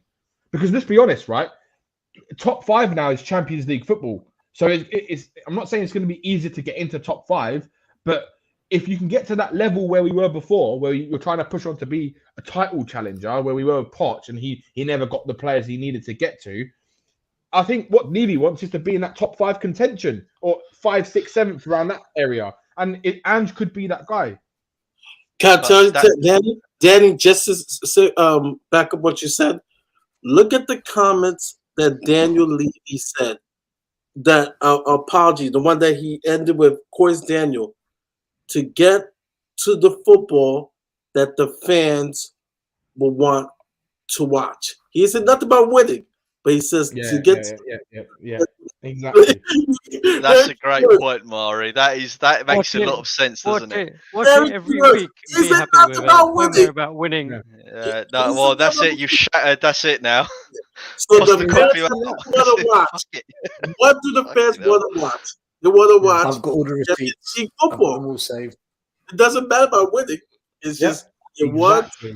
That's the people to watch. To watch because it's a box office. It's entertainment. It's what they wanted, isn't it? It's what they wanted. So I'm with Iggy now. That's it. Forget it. Yeah. We're done. I just want to entertain the fans. I've got one last question before we wrap it up for tonight, and it's a bit of fun. I just want your opinion. Levy out. Yeah, still want him out. And in the comments as well, you're welcome to join in. I want you to tell me what you prefer, the new away kit or the new third kit, okay? So here's the new away kit. It's Norwich. Hey, Welcome Ozzy, to Ozzy, Norwich Ozzy. Ozzy, Or- Ozzy, Ozzy. Or the third kit. Oh, Oh, what's all that about? what's that You need about? to explain that to me. It's Yeah, got you sent need to to me today. explain that stuff. Alex needs to explain that to me. No, Alex I needs don't to know. explain it, not me. No, I said no, that. that's Alex what he said, isn't it? explain That's what he said. Alex, you need to I've talk thought about that, this, man. this was I quite thought funny. seeing you in their colours. Yeah, I like that back Postecoglou's line, by the new way. team. Sun came Back through line. in God front. can help us. Brilliant. That's brilliant. I love it. I love that. I love that. It's brilliant. That was a good one. I love that. Send me that picture. Yeah, you that gotta is- send that that is- on still. That is you know. fucking brilliant. Yeah, send I me that thought it to picture. you. I thought it to you. Yeah. Oh my Um, It's true. It's You so know what? true though. Yeah, that's why we're all laughing, because it's literally exactly the state of our fucking defense Yeah. right now. Oh my But Danny, God. you know when you said, Yeah. "Oh, if we get to that level," we're like Yeah. 4 players away from that. Now let me tell you what 4 players are away from: Jan Vertonghen, is this a fake Alderweireld, account or is this Dembele, Luigi? Eric. No. It's like, And a keeper. We're lacking that- a keeper, you know. I know why you are. yeah. Looks like a fake account. Mm. Do you know, last season, the year before, when I did that video, this is a frying pan, this is a microwave, Oh yeah. blah, blah, blah, and I'm going to cook you, right? I was thinking, Iggy! right? Put it I was on. thinking, Have you not got that video no more? It's got well, to sit I've somewhere. got an updated one for you. I've got an Oh, updated Yeah, one do for you. it, So do it, do it. Oh, I'll was sit back thinking- and watch. what happens? What happens if Postecoglou actually succeeds? Right? What happens? So I've made a video in preparation in case he does. G'day, mate.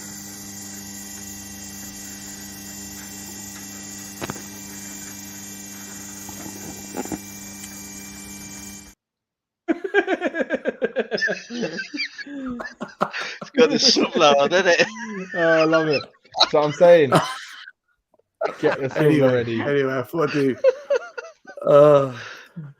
G'day, mate. But listen, before we go, Vincent a Barbie. before we go, well, the shrimps, we'll bring them out if he wins a trophy, which is never. What? Before we go, what's your highlight of the season and lowest point of the season? We'll go around and we'll wrap it up. So, Iggy, highlight and low point. Highlight: Kane breaking every single record there is to break. The only positive note of this season. The low point: fucking everything else. Just about everything else that around it. Everything around it has all been low. There's nothing been positive other than this Kane thing. So everything else, really. But the accountability, the fans not getting on the back of their owners and hold them accountable. That never seems to happen. Yeah. I think the lowest point has to be the fans I and agree. not backing the protests. Not back in That's the it, protest. JP, the highlight and low point of the season for you. I mean, high point, I would say maybe towards the end, well, kind of like the last home game that we had. It was nice to see so many fans come and at least stand on the other side of the pavement opposite that Spurs shop. The I know protests. we all had a Yeah. desperate call for it and everything like that. And even though there was a lot of mocking going on earlier in the season, mid-season, etc., but it was nice and like it felt bad in a way that the season was ending because it seemed that the momentum was just picking up, kind of thing, you know. So it was, I think, out of this whole season, football-wise, it's been pants, right? But I think wanting to get that message and drive that message of somehow we want that management to change, and I think that was quite a high point for me, just seeing, because I remember the day like we went to that first one and we went up to the Antwerp and there was only 6 of us and it was like, oh, a bit gutted, there's only 6 of us and stuff, and it was a case of kind of Rome wasn't built in one day, you know, and that was what, 2 years ago, was it 2.5 years ago, or kind of like whenever it was a good couple of years ago. And suddenly now seeing so many people opposite the shop, obviously we want more. There's 60,000 people bloody going there. But the fact that there was so much more on that last game, seeing balloons on the pitch with ENIC out and stuff like that, and some sad twat who was blowing up a balloon in the stadium. Yeah. Do you know what? Celtic fans are gutted, man. They're really hurting tonight. That's not the first Celtic comment I saw, man. Yeah, there he is. Celtic fans he had a connection. He had a connection. It's like when we lost Poch, but they've lost their guy on a high. We lost Poch when we were on the way down. Fucking won trophies as well. I think if you manage Celtic or Rangers, you're almost guaranteed them, though, right? If we're being honest. You know, but at least they left them with a trophy. Yeah, 5th or 6th treble in like 10 years or something. So, but anyway, Maz, high point, low point. Oh, I've got so many different answers to this. I guess pick one. The high point. Yeah, the high point of the season for me was, I guess, meeting you guys in person at the protest. Nice. Bless. Low point of the season was seeing another manager sacked, another top elite manager like Conte. leave.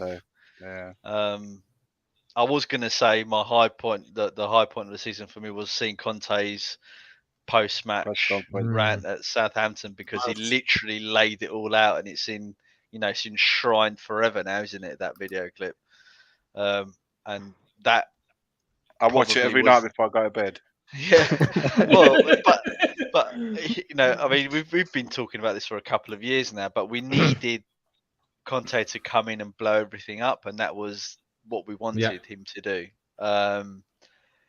There's been too many low points. I mean, fuck me, you can just go on forever this season about all the low points. My genuine low point is I was a little bit.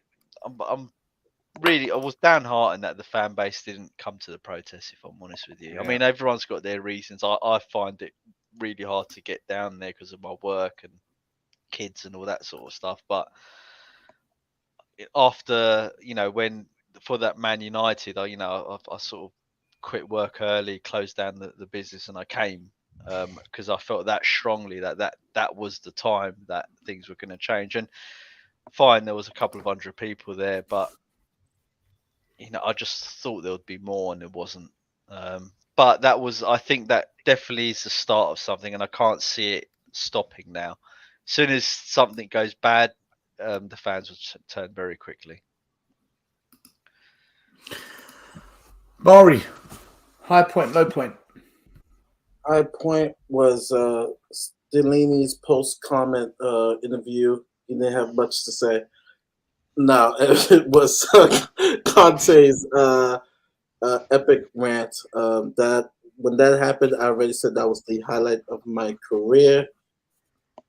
Low point, not securing your career. What, your work, Mahri? You write it down in your CV.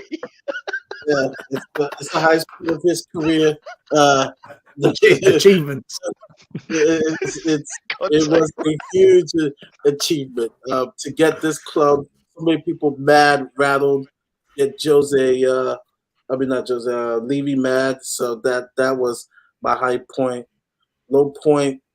There's so many. I don't know. Not securing the Beyonce tickets. I would have flown over for Beyonce at the stadium. She's a winner. She wins stuff, Grammys and stuff. That's my low point. That's too much. That's too much. It's just too much.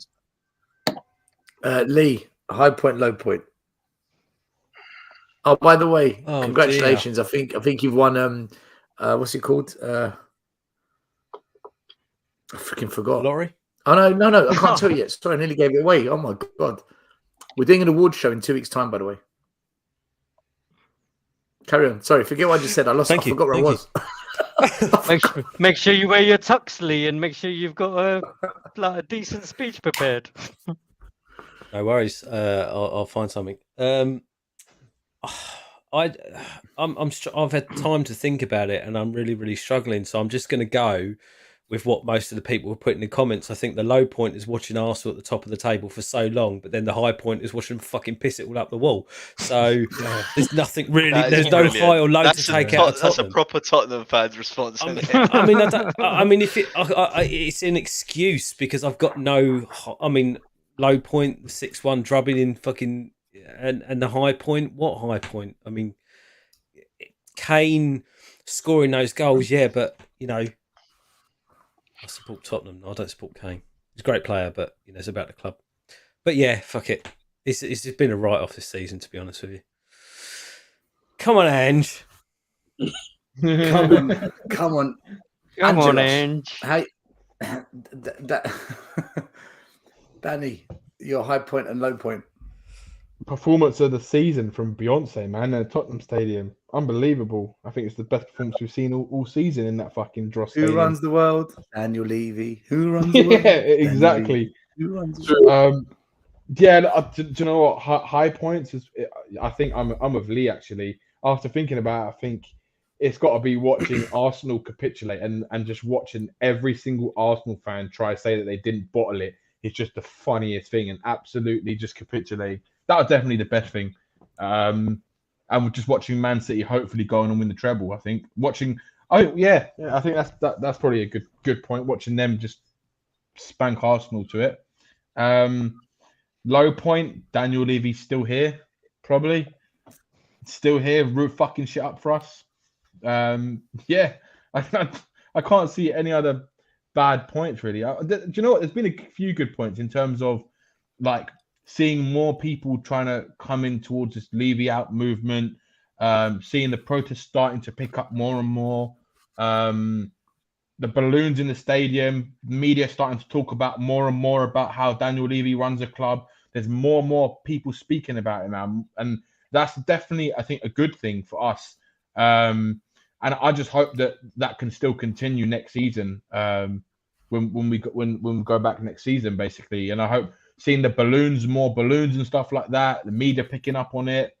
I think that's been a good thing because now it's the ideas in the public's eyes more about Daniel Levy and how he runs his club and the reasons why he's actually running it. And I think low point is basically that he's still see you next Tuesday, basically. Yeah, it's too right. Okay, my low point is for the first time ever supporting Spurs, I stopped going to games because that's how sick I felt of being there. Literally, for 2 months, I just gave them my ticket. I sold them or gave them away. I've never, ever felt like that as a Spurs fan. Never, ever in my life, ever.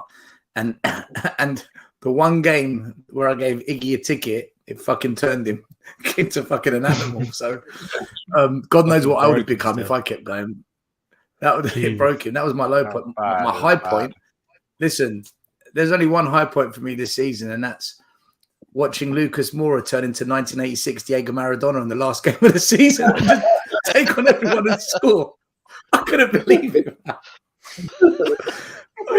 And this is what players lifting him in the air, and he's like this. He's in the air like this. Yeah, we're 8th place. Yeah, he won the World Cup, man. He won the World Cup. Leave him. Also it's been a good point. Every time you've heard Tottenham fans like a small section of them sing "We want Levy out" or whatever it is, when you hear the opposition fan sing "Daniel Levy, we want you to stay," I think that is just. I know, it's unbelievable. I think that is brilliant because more and more away fans now are singing it. Arsenal fans, Brentford fans, were singing it.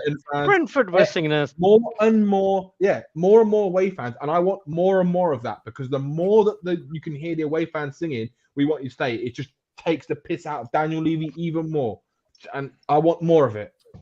Yeah, inject it into my fucking veins. I do have to give a special mention though to Harry Kane. His phenomenal record. He's just an excellent player, and to the biggest bottle job, man. Absolutely in the mud. The wheels came flying off in spectacular style. But just say a couple of thank yous to people that have put in super chats tonight. I want to say big thank you to DG, to Phil P. We've got Wolves F1. Thank you to Carl for becoming a channel member tonight. We've got Della Spurs, Richard Knight, big up to you. Wayne Holland, Della Spurs again. Coxie, big up to you from Fiji. What a distance that is, unbelievable. And to Ryan Isaacs, thank you, brother. I do want to say we are going to keep going live every Monday, maybe not Fridays as much, but definitely every Monday we'll still be doing our podcast. Wednesday, Mahri will keep going. Will Stewart, we're doing some random shows here and there. Iggy's morning shows. We'll probably do some more shows once transfers pick up, because I'm sure that's going to be hot stuff coming fresh off the press. And also, in a couple of weeks' time, we're going to do an end of season award show. I don't know how we're going to quite do it, but I've got a few ideas. I just got to run it past the guys. But so tell people to subscribe to Tottenham Away too, because there's going to be some different content coming up. Tell him, Mahri. Tell him, Mahri. Change of name as well. We change of name. That will happen very soon as well. Is going to, guys, you want to subscribe to Tottenham Away too, because there's going to be some new content. You guys like the Spurs Lounge?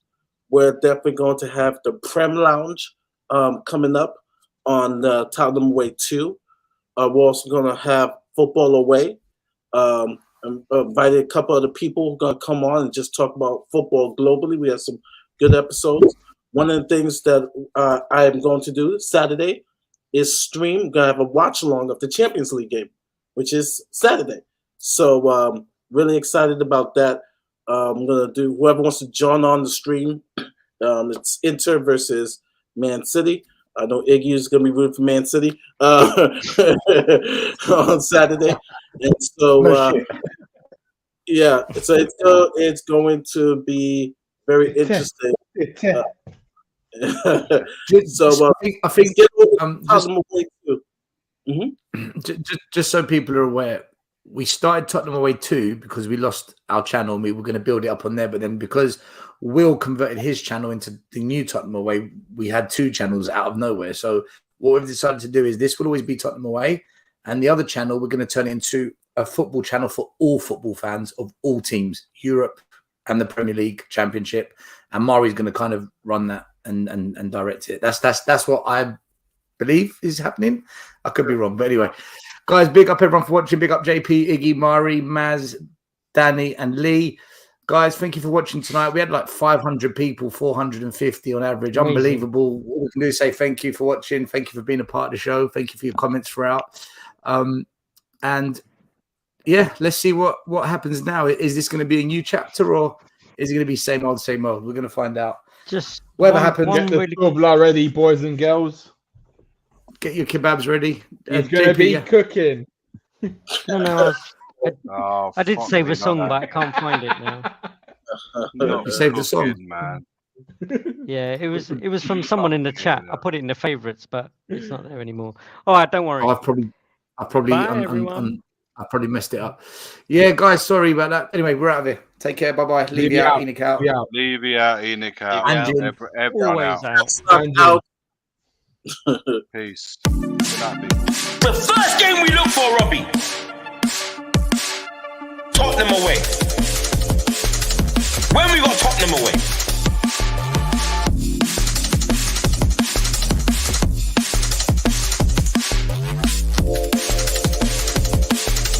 Tottenham Away. When we got Tottenham Away.